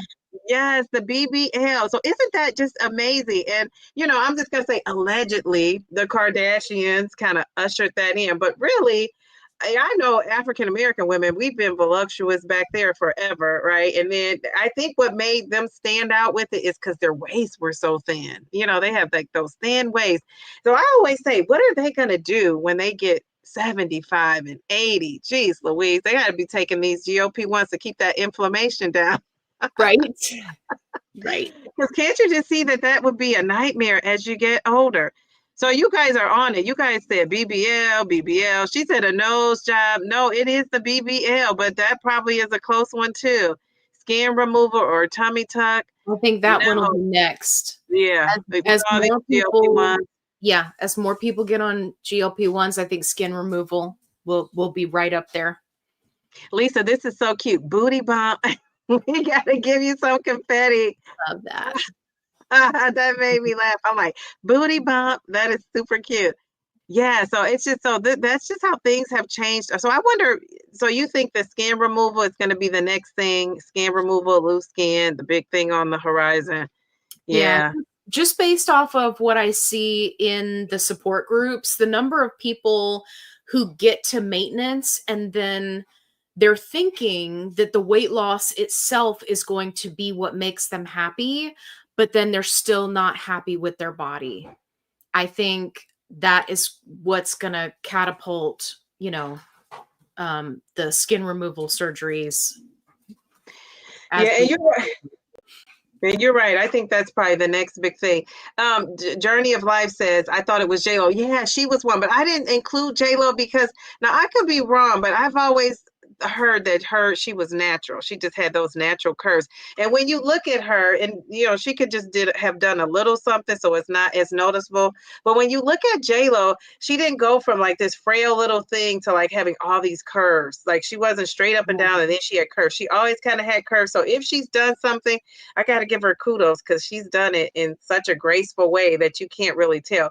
Whereas some of those girls, they're like, I didn't have surgery. I didn't have surgery. And then you put up their before pic and it's like, I didn't have surgery. It's like, is that still you? So yeah, so I don't know about that. I mean, we know you can't spot reduce when you lose weight, and you definitely can't just only gain in certain body parts when you're gaining weight. It usually is all over. So I mean, what are we gonna? Otherwise, we'd all have a BBL, Right. right? We could just put it into the computer. I only want to lose weight around my waist. Oh, Mel says, I live in South Florida. I think it was invented here. Yes, where people want to look good. Yes. And I think also because you have the sun, and I don't know how true that is, but I always hear, it's just a sunshiny state, right? For most of those days of the year. So I could see how that would encourage people to like get out there walking. You want to be in nature. You want to be exercising. You got that vitamin D. Downsizing Diva, not to keep the inflammation. Yeah.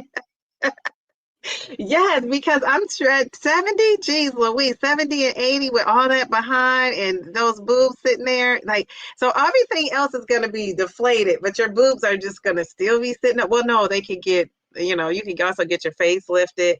One thing they haven't been able to do yet, Allie, unless I'm wrong, is fix your hands and I haven't seen, because I've seen some women looking really good and they've been pulled up and had some plastic surgery, but you can still see in their hands that they were aged. Right. So that might be a new procedure.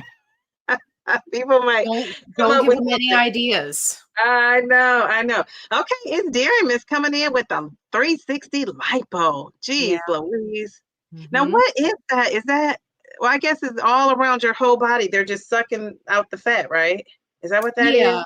Yeah, it usually refers to like the midsection. So when you get a tummy tuck or skin removal, it doesn't necessarily include lipo. So the lipo 360 kind of ensures that your shape is consistent all the way around.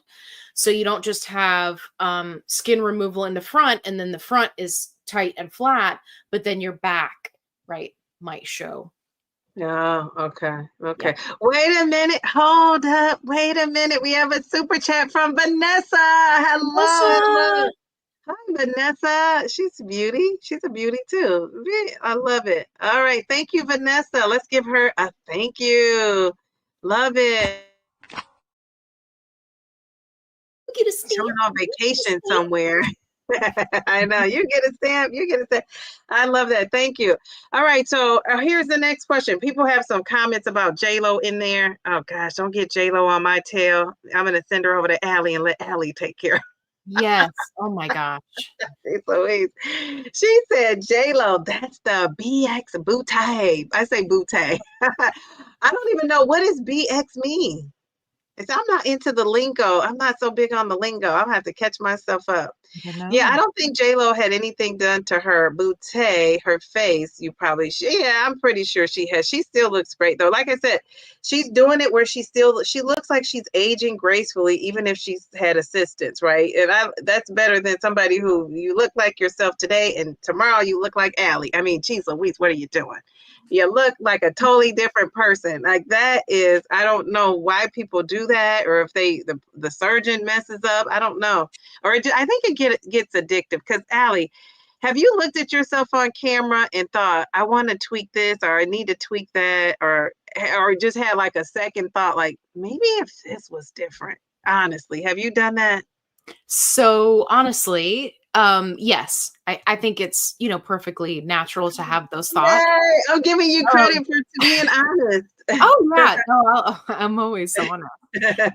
Sometimes it's my downfall, but yeah. So like, I know one thing that I've kind of been, it's been like my little side project has been like the neck firming creams.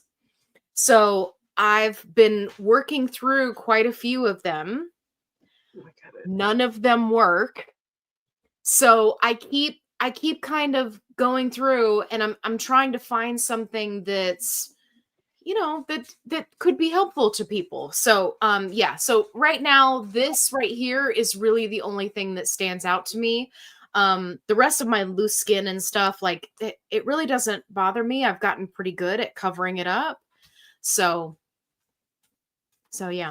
I asked you that because now, I can relate to how some of the celebrities feel. I used to say when they would be like, "Oh, had a bad light. That's why I didn't look so hot, this and that." And how I can relate to that because my lighting stays bad. And when I have a good lighting day, I'm like, yes, yes. Or you get a good picture. I've had pictures where I look so dark, like trying to take a thumbnail, of myself. And then I have pictures that look like I lighten my face up. And really, I haven't. It was just a different light. So I get that. But I also see like my smile, I want to tweak. I see like, oh my God, if I had this, like I had a blemish on my face, I still do. I put a little like makeup on it, but I was like, I'm not going to bother it. Like I wouldn't have cared about this before being on YouTube. I'm like, I'm just going to let it just do what it does. And every time my daughter would come up to me, she'd be like, Mom, I think, aren't you going on with Allie? I think you got to do something about it.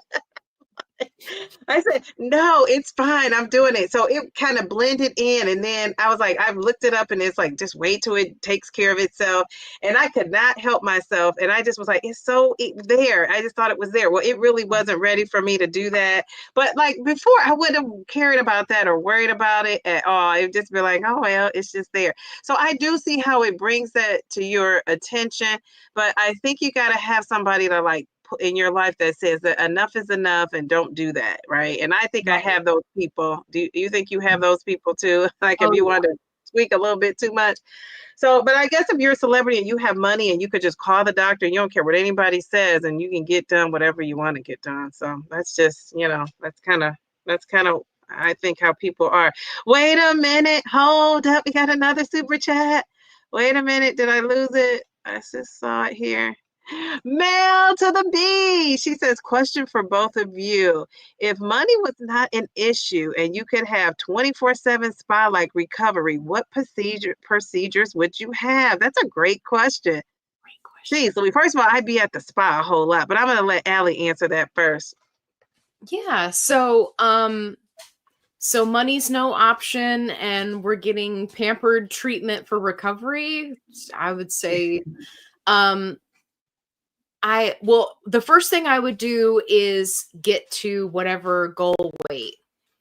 I see so many people that are on this journey that are like getting procedures done like as they go, and then they end up having challenges later on because they're not happy with how things look. So first thing I would do is get to whatever my goal weight is going to be. And for those of you who may not know me, I don't have a goal weight. I'm just winging it. So but if that was the case, got to the goal weight, I'm happy, I'm stable, I would definitely do the skin removal and 360 lipo in the center because that's where I keep most of my weight. I would do the skin removal at the inner thighs. By the way, if you've never seen me before and this is your first time seeing me, if you'd like to see me mostly naked, I do have a video on my channel where I show you all of these things and how they've progressed over my weight loss. And I would also do the underarm surgery. Mm, And then I might even do something for this neck. Right. Yeah. depending on, what happened. I mean, I wouldn't be like, "Hey, everybody, it's Allie," right? I'm not gonna go, like, overboard. But, I would consider, tightening that up just right there. Not doing anything to my face, but just, like, tightening it up right here. Okay, now I feel super vain, so Shay, take it away. Well, the first, and I probably will do this. This is not plastic surgery, but I have like a space in my tooth, and I feel like it's, the doctor told me like a while, the dentist, oh, you have such great teeth. Oh, your teeth, people pay to get your teeth when it was smaller space, right? And so then it was like this dentist. I could just see him now. He was one of those dentists. He reminds me of me. Like you want to do all these fun, creative things. You want to be, doing all these different things. But he wasn't quite knowing what he was doing. I don't think so. And so I ended up not, staying with him as my dentist, but, so I just was like, oh, okay, no big deal. Well, wasn't thinking that it was going to grow and space out. And so then the space got bigger. It reminds me of like a gap, how somebody has at the top. I kind of have it at the bottom, but now it's affecting my other teeth. So I've talked to my doctor because, now that because the space is there, your teeth naturally spaces out if there's a space there. So now it's kind of spacing out. So now I want to just get I don't know what you call that, Invisalign. So I'm probably will do that. Yeah. I'll probably do that but my dentist is a newer dentist. He's such a nice guy. He's, when I say newer, he's younger and was just starting. And he said, I don't know if I could, I don't know if he said that space might be too big. He said, I'm going to send you to whoever he was his mentor and he came under. So that kind of turned me off because I didn't want to do all that. I just wanted to be easy breezy. I felt like, you're putting too many steps in there. So now that he's been doing this thing for a couple years now, he's like, yeah, well, I could take care of that space for you. If Shay, I could do it, da, da, da, da. So I'm like, okay, so should I do it? So I'm thinking, but my daughter's going to need braces, I believe. So it's like between her braces and getting that's going to be, expensive. And I'm trying to retire Allie here in June of 2026. Yes. So I don't know what I'm going to do, but that would be what I would do. And then I like to be pampered. So I would go to the spa. I would get me like I don't even drink, but I think I'm going to have a mimosa, Allie. I'm going to have a mimosa. I'm going to get my face, like how they get all the stuff out of your face, the dirt, the facial. Yes, I'm going to get like a massage and not just a regular one. I want a deep tissue. A massage. So I want that. I want acupuncture. I want to have that done, get all the creaks out. And I think I want to have, the whole mani-pedi of it all. I just want to do that. And because I can, what did she say? We can have 24/7, no cost is the issue. Once I get down to my goal weight, which I'm trying to get to between 150 and 149 because that's going to get me out of that's not even a big range, right? That's 1 pound. But I actually my weight loss twin in here, Bellflower, she sent me a little graphic and it said it was like a chart and it tells you when I get to 159, that's the highest I could be and be not overweight. So that's my goal. I'm trying to get there. So when I get there, I think I'm going to have flabby arms. So I think I would, if I was to have a procedure, which I don't see myself doing it because I'm such a baby and scared about that. But if I did, that's what I would do. I would get my arms I don't wear like sleeveless shirts. I'm like really sensitive about my arms being out, but I'm feeling a lot better. Oh, look at you. But I don't see it. It's covered up. I don't see it. Oh, well, do you want to see it? I mean, I'll show you. That's fine. No, Allie. No. Allie. No. That, no. Right there. No. Right there. That looks so good. If I had that.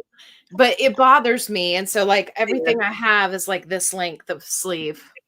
Yeah, see, that's me. I will not go with I could be in the heat of the heat. I'm gonna have my arms covered to a degree. Me too. So yeah, and I feel like they make the cutest tank tops, and I feel like I'm missing out on it because some tank tops you can't wear and wear something over it. It just doesn't, it messes up the whole flow of the tank top. So one day I'm going to get to that. So, but thank you, Mel. We got to give her a thank you. Let me give her a thank you. I'm going to turn on my fan while this is thank.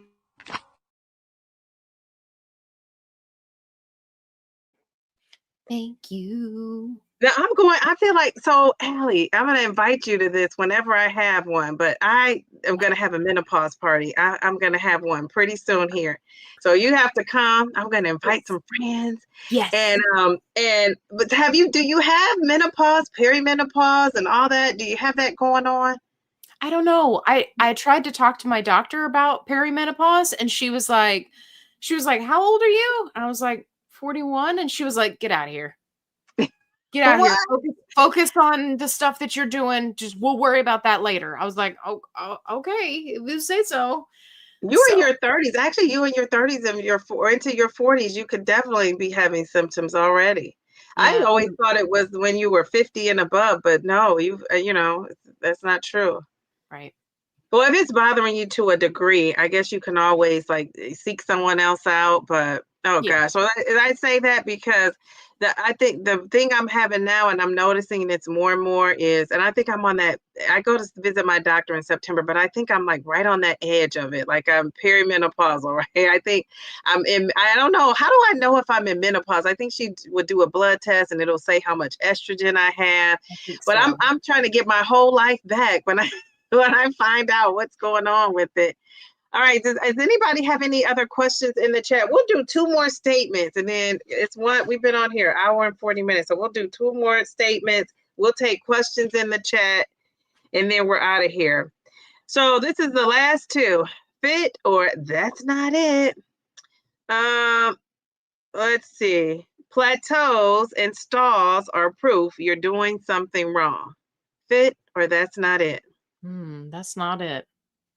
I say that's not it too. Plateaus and stalls are proof that you are doing something wrong.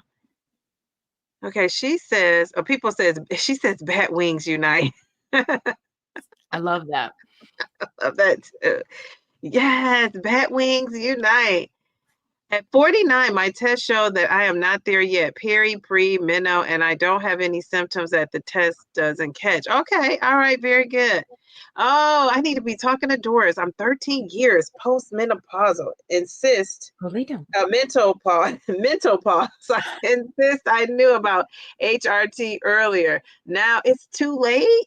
Now too late. Oh, so you're 13 years past menopause, so it's too late for you to do HRT? I'm gonna have to research that. I've never heard that.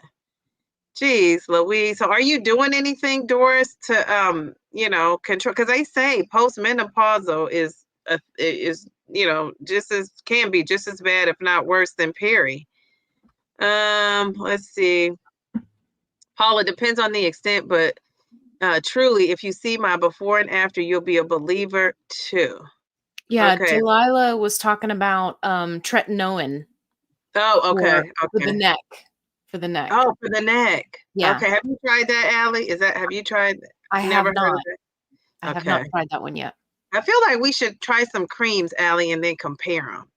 But Yeah. I mean, that's the thing, though. I wonder if our skin, you know how they say everybody's makeup is different. I wonder if it would react different to your skin. Maybe I could try what you have. We could both try the same thing, and then we could try Yeah. something different. Because Absolutely. I need to fix whatever I got going on here too. Paula is postmenopausal but still having hot flashes. Do you take anything for that? Because people say they can't take those hot flashes. I'm not having them to the extreme where I'm just like, okay, Allie, hold on, I gotta go and change. I'm Right. I'm drenched, but I'm having it to the point where I need to turn on a fan. I think it's the lights too, though. That's also doing it. Let's see. Over 10 years ago, I did Zumba and Zumba Tony when I lost 100 with Weight Watchers, no loose skin. My boss asked if I had surgery, and I reminded him that he would have known if I hadn't taken it. Lead. What about Weight Watchers, Allie? Have you done Weight Watchers?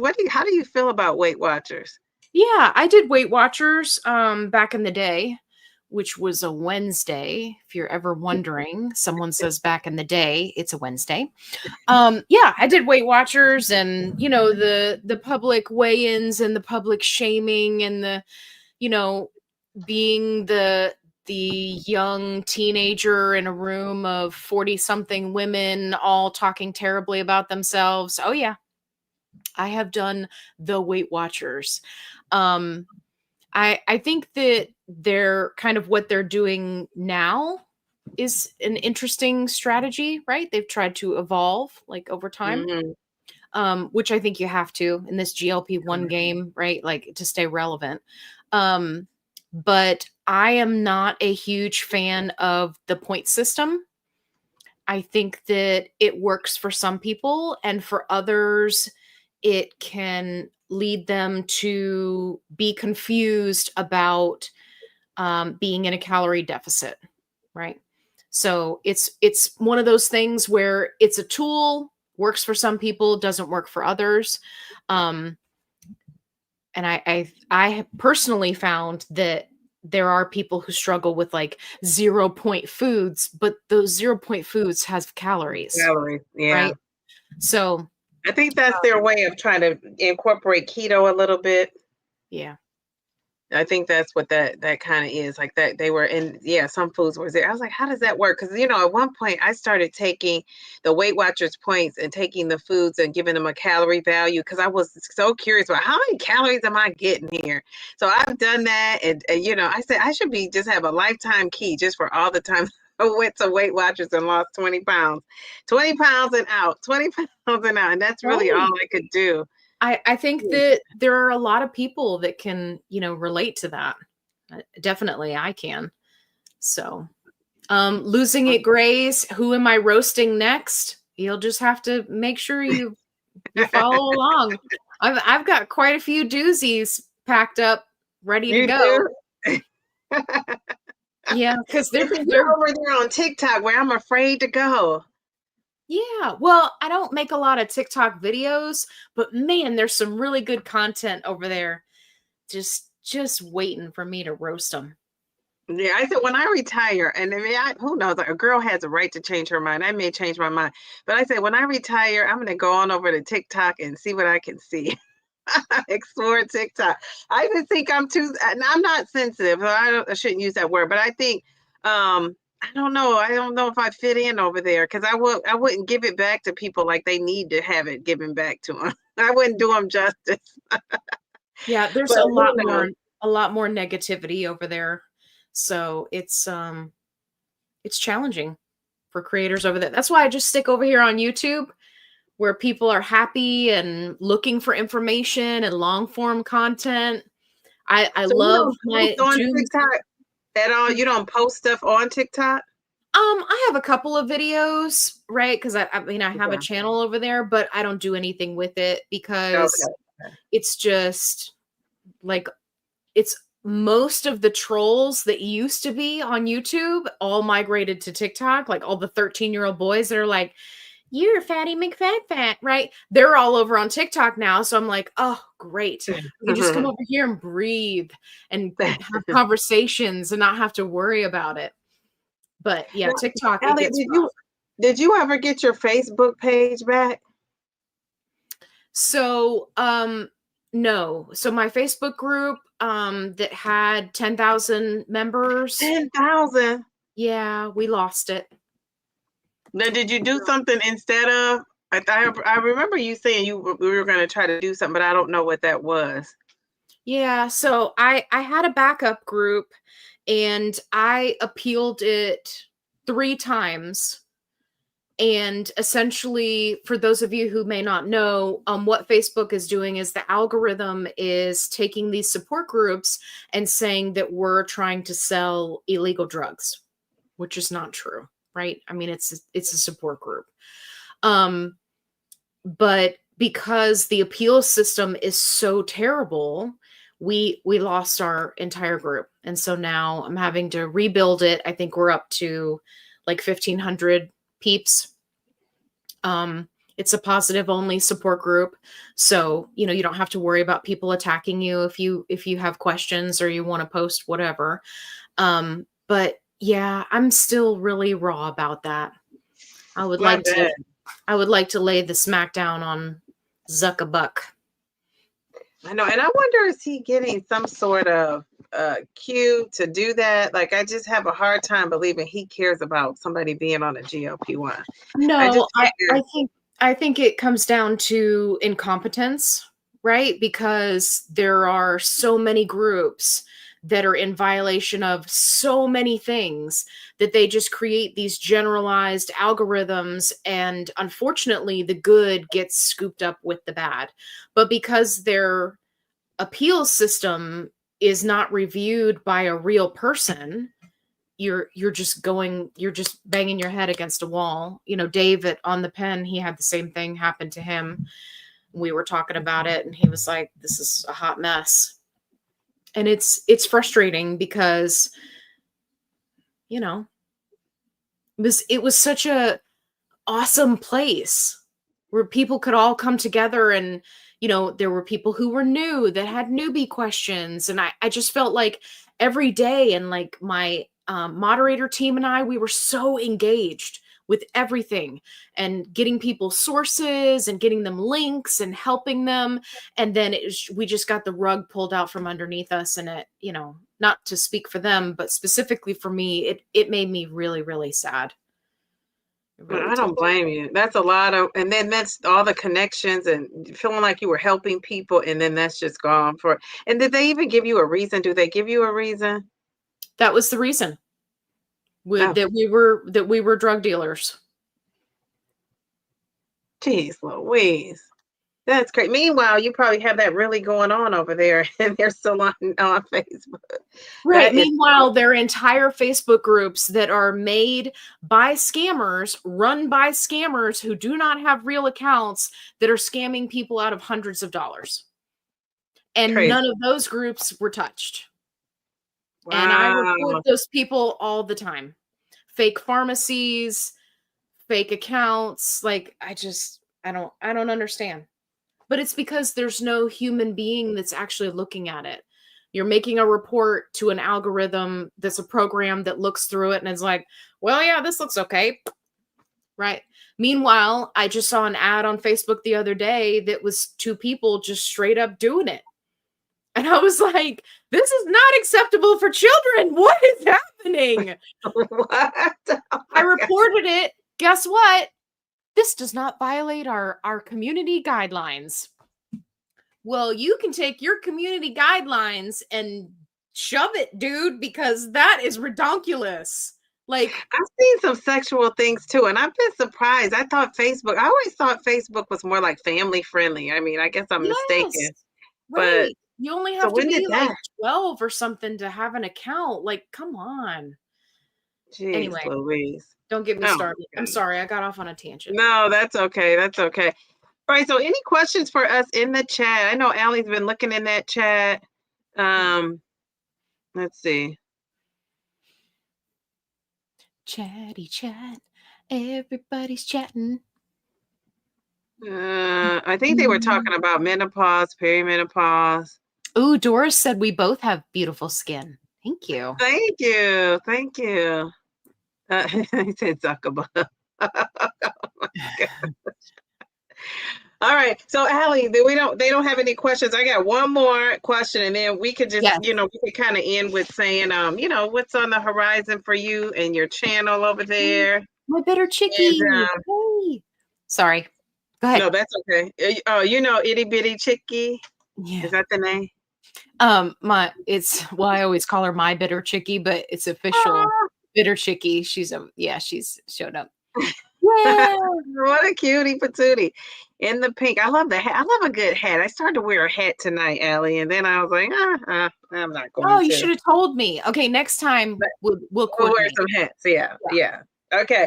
All right. So this is the last one, and then so I'm giving you guys a chance to ask us questions. Get your questions. I love the name. All right. So if you stop the medication, you'll certainly gain weight. Fit or that's not it. Well, I'm gonna say that's not it, but that's a tough one because it really depends on the person. Absolutely. Absolutely. And I'm gonna say that's not it. What are you guys saying? You will certainly, if you stop the medication, you will certainly gain the weight back. Is that it or is that not it? Let's see. Mel B is our resident. I tell her all the time, she's my resident menopause expert, and she knows all about Everything going on. Oh, Kate, I love Kate with the flavor. Yes, I And- concur. all right, Linda's journey. Linda said, that's not it. Okay, all right, very good. Dora says, that's not it. Stop the meds, keep the habits equals fit. All right, I love that. Let's give her some confetti. That's a great way to put it. JC. Okay, all right. I will never come off these meds. That's my answer. I love that answer. I will never cut them off these meds. All right, all right. So what do you think about that, Allie? Do you plan to come off ever, ever, ever, ever in your long way of life? So, originally I said that that I would give it a try and see Mm-hmm. if I was somebody who could maintain. And then I started doing split dosing. And I had a little bit of a mishap with that where my first intro into split dosing did not go very well. And I all the food noise came back and everything. And I was like, oh no. Oh, why would we want to do this? This is a terrible idea. Whose idea was that? No, we are not going to. So, I think that just for the other health benefits, right? Not necessarily weight related benefits. I think just for the other health benefits, I would keep taking it. You know, Yeah. and it seems like every other day they're coming out with new GLP-1 study. It makes you a phenomenal person. And I'm like, see, I told you it's good for all these organs. And they're like, we're going to continue to do more studies that say it's great. And I'm like, you keep at it. Good job. Yeah, there was a recent study that it helps with your liver, your fatty liver, and all, I was like, geez, Louise, it's everything they're noticing, all these things. Yeah. So yeah, I'm Liver, excited. kidneys, dementia, like they just keep heart, they keep coming out with stuff. Wow, wow. So I wonder if all those things are tied to obesity. That's probably why they're all tied to it. You know, I was I think, did I lose my train of thought? Did my perimenopause kick in? No, I think I was gonna say I used to be someone who said, you know, I'm gonna get to my goal and I'm getting off these meds. And I don't know, I don't know if I've changed my mind only because I think the inflammation of it all, Allie. Like, geez Louise, I can jot up the stairs. I'm feeling young. I'm feeling feisty. you know, it's like I don't want to lose that. So if that has to go, these meds have to stay. And that's my final answer. I agree. Yeah. So were you saying at the beginning you wanted to get off the meds, or Yeah. you So always okay? yeah, well, I said I did a study, I did some little research of my own little experiment, if you will, where I interviewed 32 people who came off of a GLP-1 and maintained their weight loss. And you know what, it was so interesting to see all the different ways that people were, you know, working to keep that weight off. But one thing that you kind of can't get away from is the inflammation comes back. So it's really challenging. But yeah, I was like, "Oh yeah, well that'll be a great series where I, you know, come off of the meds and I'll document everything and then I'll see and then I'll make a decision." And then I had that, you know, 4-day span where the food noise came back and I was like, "I am a dummy.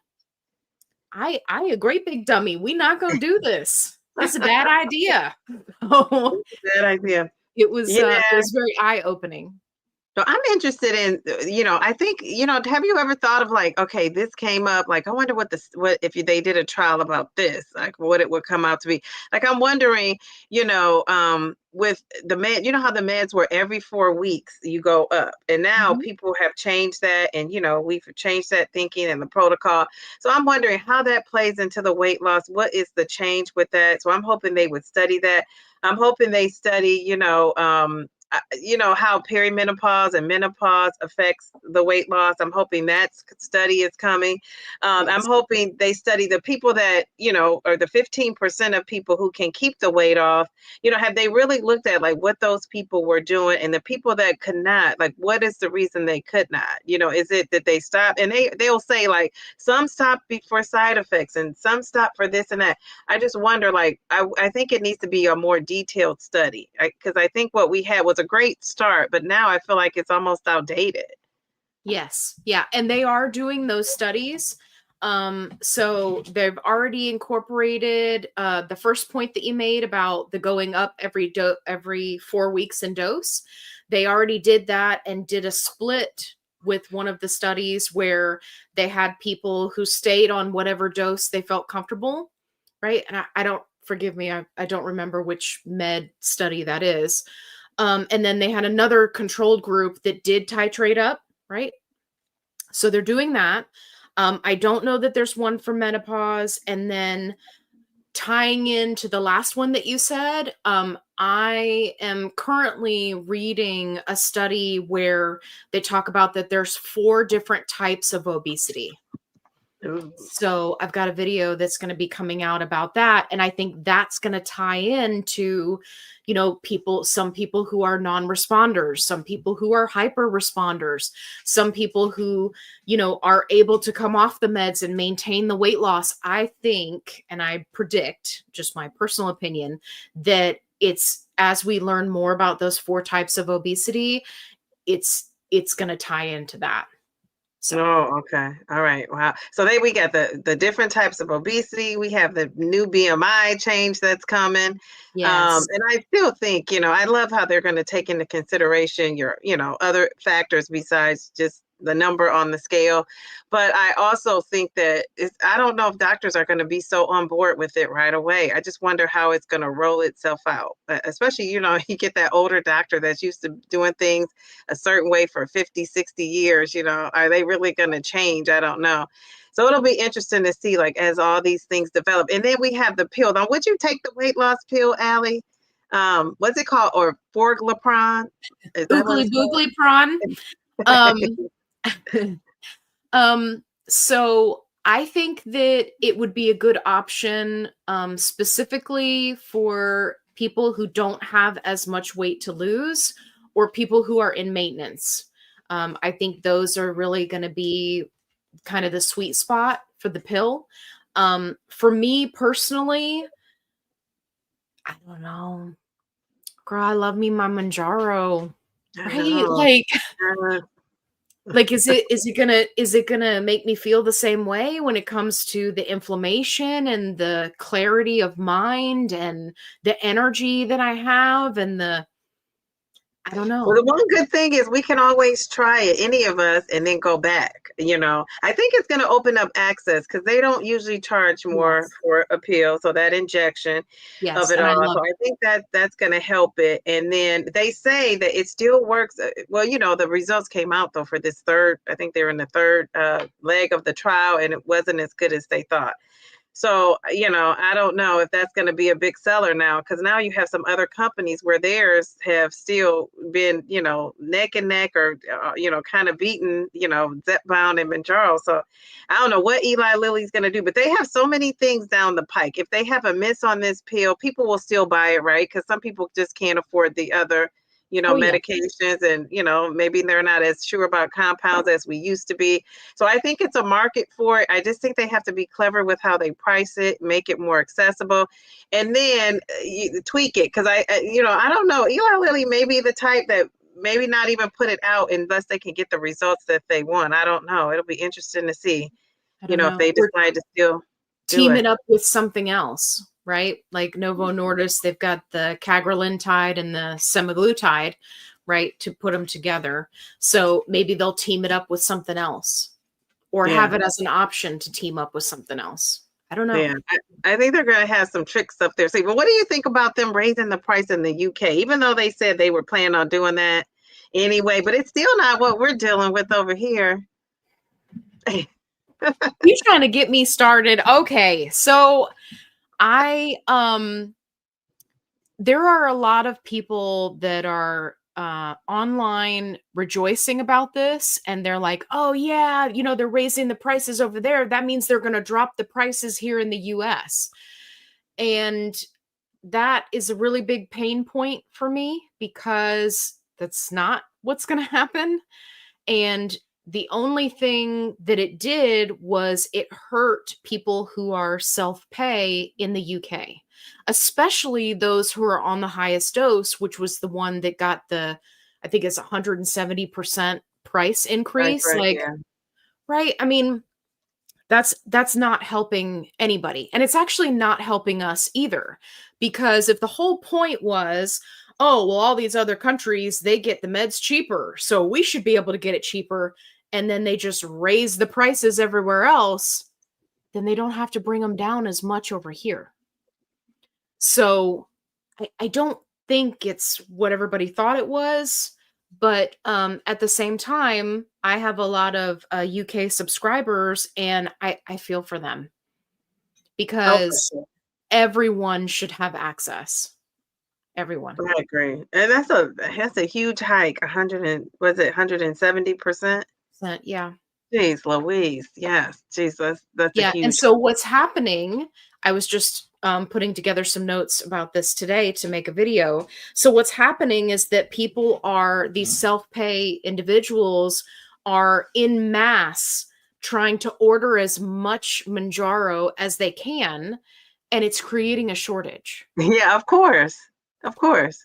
Again, I'm like, another could shortage you somewhere. guys mess this up any bigger?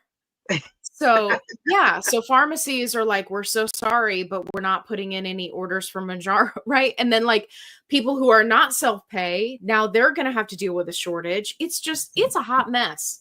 It is a hot Now, what do you mess. think about this? So I know people who, and I've heard also people who, of course they were on Zepbound, and then Caremark kicked them off, and some other companies, PBMs, kicked them off too.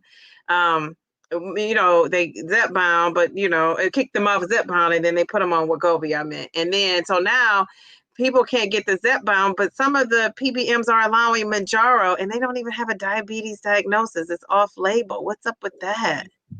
I think that it's a two-part workaround. And this is just my personal opinion. I think that what they're doing is they're trying to hurt the numbers of Zepbound specifically, right? So that they can negotiate a deal with Eli Lilly about pricing. And then on the flip side, if they move people to Mounjaro and they don't have a diabetes diagnosis, it's very easy to kick them off of it. Oh, so you think that's their So ultimate plan? it's like a GLP-1 shuffle. It's like, oh, we're doing good over here, we're gonna rip the rug out from underneath you, and we're gonna move you over here, and we're gonna move you over here. Oh no, everybody's getting upset. Okay, well we'll just put you over here. We'll just put you over here for a minute. Just stay there. Yeah, you'll be fine over there on Mounjaro until we decide that you can't have that. And then we pull the rug out from underneath you again, right? Like, and it's so much harder to go from off-label, right, getting a medication than it is to be on Zepbound or Wegovy, which are specifically designated for obesity. So Yeah. it's so much easier for them to turn around and say, oh, you're on Mounjaro and you're not a diabetic, right? They've been doing that to people, ever since they split the meds. Just So crazy. it's just going to make it easier for them to pull the rug out from underneath people, in my opinion. All right, we'll have to see how often that's happening, because I'm sure people are going to be talking about it if it does. But I just thought, like, geez Louise. So that only negotiation was just with Zepbound, not Mounjaro, because Mounjaro is tied to the diabetics. But now Right. you're going to let people have it that aren't even diabetics. It's like, which what the celebrities were doing. I remember Scott Disick allegedly, like the Kardashian boyfriend and kid's father. I remember seeing that. It was all over how he had the Mounjaro in his refrigerator, and people were saying he's not even diabetic. Why is he on it? But he was able to get that, off label, being a celebrity. I'm pretty sure he just paid the cash for it, Oh, yeah. So it's just, yeah, it's just so unfair to the people that, really need it for life-changing reasons, especially when that shortage was going on. Yeah. That you're doing it off label and all of that. I think that's why I think that's what made the whole maybe the compound and the branded, and I think that's why they had everybody in the tizzy because um I think that when they were letting people go up, how everybody was going up those 4 weeks, every 4 weeks, and then people figured out I don't need to go up every 4 weeks. The insurance company weren't making you stay on weren't telling you couldn't go, leave a dose. They let you stay. I think that all helped that brew that whole shortage up. And then it got to when the shortage came, and I don't think we would have had this going on, but when the shortage came, it was like, well, I need it because I'm a diabetic and you don't because you're just trying to lose weight. And it's like, yeah, but when people that are trying to lose weight also had so many comorbidities, maybe they just didn't have that one. And they just didn't have that one thing. And so now it's like, I deserve it more than you. And I just hope we don't get back to that because I think everybody should have access. We know everybody needs it. And what about people I even don't like this in my profession. Preventative maintenance is where it's at. Like, where is that? Like, let's prevent things before they happen. Let's let people that are, maybe overweight, let's catch them before they're obese. Why do we want them to be obese before we offer medication to them? Aren't we trying to prevent that? That's going to help the insurance companies. You're not going to have all the expense that it comes with being obese. It's like you wait till people really fail and then you help them. And let's catch them before they fall. Is I guess my thinking. I'm very into being proactive instead of reactive, and our insurance companies are not operating like that. Girl, if I could give you the sparkle right now, I would. Razzle dazzle. Confetti it up because you were hitting all the points. Yes. Oh my gosh. Okay, we got a super chat. Simply Taisha. I can't wait to see you ladies do this again. This has been a lot of fun. Well, thank you. I've enjoyed talking to Allie as well. And I don't see any questions. Do you guys have any questions? I don't know, Allie, anything you want to read in the chat? Because we've been over 2 hours. So we're gonna skedaddle out of here. We'll be back. We will be back. Yes. Any questions or anything you see in there? I'm going to run through, make sure we don't miss anything. Somebody asked earlier about Kevin. He did make an appearance. You can tell I'm getting tired, right? He made an appearance. He made an appearance. So if you missed that part of the show, make sure that you watch the replay. And if you are watching the replay right now, make sure you hit that thumbs up button because it's a big deal. We love it. Okay. I think we got to everybody's questions. She good. Says, amen, Dee Dee. Let's help everyone that is in need. Yes, we love that. Absolutely. Well, it's a great. I forgot to give Simply Taisha the thank you, the seal of approval. Bam. Steve. All right, Allie, this has been so much fun. We're gonna have to watch out for your roast coming up, you say. Yes, I've got some good ones coming up. You got some good ones coming up. And I thank you. I feel like you are like our GLP-1 advocate, right? You're advocating for people to just leave us alone and let us live, right? Yes. Yes. All right. Well, you have a great week. Do you have anything? Well, we have the week is starting new. You have anything exciting you're doing next week or anything fun going on, different? No, not really. I've just been taken time to kind of like do some spring cleaning and work on some things that I've been putting off because of the ADD kicked in and was like, we don't want to do this right now. We want to start a new crafty project. So I'm working on some fantastic videos and that's really the only exciting thing that I have going on. What about you? What do you have going on?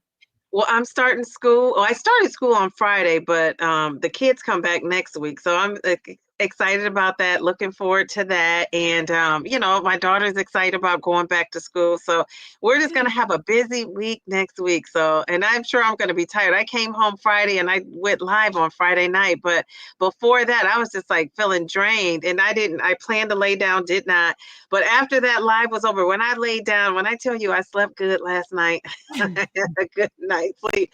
So just being back in the routine and the hustle and bustle of it all, it tyrant within itself. So I'm ready to, get it going. So yeah, my school year has officially kicked off. So that's what I'll be doing.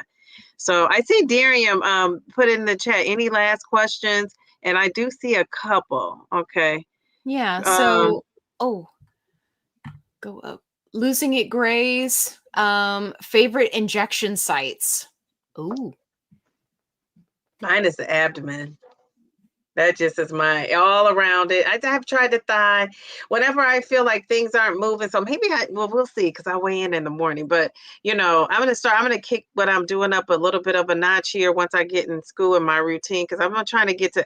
Allie, do you think I can lose 25 pounds by December 29th? I'm at let's just say I'm at 75 to round it off. So 25 pounds, that's 4 months. Is that doable or no? Absolutely.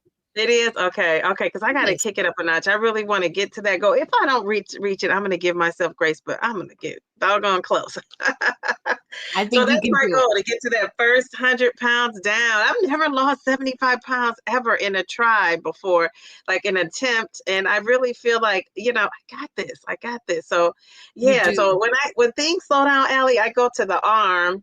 And I haven't had to do that in a while because it might be a week or two where I have that point two. I can't stand the point two. It's a flashback from Weight Watchers. It's like I've done so well all week. All I get is a point two. Like, what is going on? Yes. So I've just been kind of like just in limbo here. So I got to kick it up a notch. But that's my goal and that's my plan. And that abdomen is going to take me home. Yeah. What So, about you? yeah, my injection sites have changed over time. So, I used to be all about the thigh, and then I lost a significant amount of weight, and then I had to switch to abdomen just because it was more comfortable. And now, if I had to pick a favorite, I would say probably love handle, but really anything abdomen is good. Oh, So, okay. yeah, and I'm not really a back of the arm. I mean, I'll do it if I talk myself into it, but for me, it's just kind of like awkward positioning. And like I see people and they've got like the claw hair clips and they're doing the thing on their, I'm like, that is too much work. Okay. That is way too much work. I just want to do my alcohol wipe and do my injection and be done. Wham, bam, thank you, Yeah, ma'am. Okay. I don't me have too. time to find a hair clip and stick it on here and be uncomfortable and then get my shot. Like, who has time for that? Not me. Jeez, Louise. Thank you, ladies. People are saying you can do it. Yes, yes, yes. I might have to call Yes, Allie you and say, can. Allie, what is help me? What is going on here? No, I'm gonna do it. I am going to do it. I am determined, and there's nothing I like more than a good challenge. How about that? Yeah. All right, I see another question in there. Both ladies, what has been your biggest health improvement since starting Mounjaro? Oh my gosh. Mine is my A1C, Allie. My A1C coming down.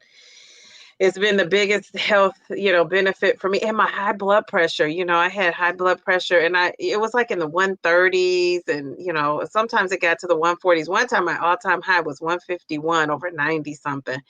And so when I first got it down, my first normal, it was back in November. And I said to my doctor, she's like, "You're going to be so excited." And she said, I said, "Should I do a jig? Like make some room." My daughter I was all excited. My daughter was excited. And then I got like an emotional moment kind of came over me where I felt like I am doing this. Like I just felt so proud of myself. So yeah, those would have to be my biggest two. And then of course the inflammation is it's just, I mean, I don't know if I could put a price on that. That's just has been wonderful because it has allowed me to be more mobile. I, like you, didn't start off with a hardcore exercise and all that because I just thought it just didn't feel good. So why would you want to do something that doesn't feel good? And I love the people that can push through the pain and do it anyway. But I think at my size, you got to worry about that. I was, and even now, you got to worry about injuring yourself. Like, and a doctor had told me that I went to the ER one time because I thought I had a blood clot in my leg, and that's just how inflamed I was. And he said to me, I'll never forget this doctor. He told me he used to be overweight. He was the ER doctor, and I said, I don't just want to you to run a blood test. I want somebody to look in my, I want an ultrasound thing, basically, where they run it over you. They look at your, veins and all that. And so he said, I don't really say this I don't waste my time and say this to most people that come in here. He said, but I have a feeling that you are going to listen to me. And he just told me, he's like, I used to be this weight. This is what I did. Now this is like pre-GLP-1. He said, this is what I did. And he said, strength train. He said, don't get yourself so involved with the cardio, he said, because you don't want to injure yourself. You have inflammation in your knees. And that ended up being the problem. And he said, he said, and you want to have, as you age, you want to be able to fall. People are going to trip and fall, and you want to be able to get back up, So he told me, do that strength training and focus on that. And he said, then just walk. He said, don't bounce up and down, just walk, just basic walking if you want to get that cardio in, which is important for your heart. And so I really took that to heart. So when I started the GLP-1, I thought about that. I had a flashback of talking to him, and I thought, I'm going to take his advice. So I was doing things around my room. I always say my room because I wake up and do it, or at night before I go to bed, I would do some things. And that really paid off. I think that's why my bone density and my, my lean muscle mass was so good with my DEXA scan. So we'll see if I hurt that at all, Allie, because I go back here. So we'll see if I was able to maintain or gain some muscle. And then, of course, they tell you how much visceral fat you have, but that's just a testament to anybody who, because sometimes you see these, gurus, doing all the things with the exercise and the weights, and they're doing this and they're doing that. And I think it's okay to start off very slow, if not at all, maybe just get some weight off first and then ease into it. And if you were somebody who's like, oh, I'm hitting this hard, that's fine too. But I think you got to do what's best for your body. And for me, that was best for my body. At work, I got to walk up a bunch of stairs, and to have an injury. And then just imagine, I've walked 8-year-olds wherever they need to go in the building. I can't be on the elevator while they're taking the stairs. Somebody has to watch them. So that's why I needed to kind of protect my, self and not just dive into the exercise. So I'm kind of proud of how I was able to do that. So I said all that to say it is I can't name just one. I had more than one. Right. I can't either. So I'm going to skip over all the weight related stuff. And one of the things that I was not expecting that has been a huge life changer for me is the mental clarity. So I talk a lot about, the food noise and my ADD and, squirrel, right? And for me, having the mental clarity has been a big game changer in my life. I am able to focus now in a way that was so hard to achieve before. And the other two things that I really love, again, that I wasn't expecting, because you can't have just one, right? My gluten sensitivity is gone, and my lactose intolerance is also gone. Wow, that's right.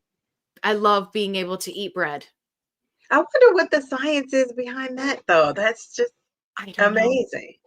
I don't know. But you'll take it. You don't care what. Yeah. Eli Lilly, come email me. Let's do a study. Let's figure it out, because I'm not the only one. Like, other people have experienced that too. So, and I would love to know, like, what causes that. It's wild. Wow. Okay. All right. Well, Allie, we're going to talk right after we get this, because I got to get that cream so that I want to try the cream out. So maybe we can be smooth. Yeah. We'll review them together. Okay. I love it. Well, thank you, everybody, for joining us. Thank you to everybody who gave us the super chats. That was so sweet. We really appreciate that. Thank you for spending part of your Saturday night with us. I do appreciate that as well. And we will see you soon. We will be back. The Mounjaro sister. We have to do the salt and pepper. I was trying to see how I could get, access to that song or part of the song. So yeah, we'll have to do something a little different next time. Yes. All right. Well, you guys have a great night and stay safe. And whatever you do, just remember, slow and steady wins the race. Just don't quit. If you go fast and furious, that's great too, but just don't quit. Whatever you do, stick to your journey, your own journey, whatever that is. And we've got this. We have got this. We've got this losing. We've got this in maintenance. We've just got this overall. So I'm excited. All right. Good night, everybody.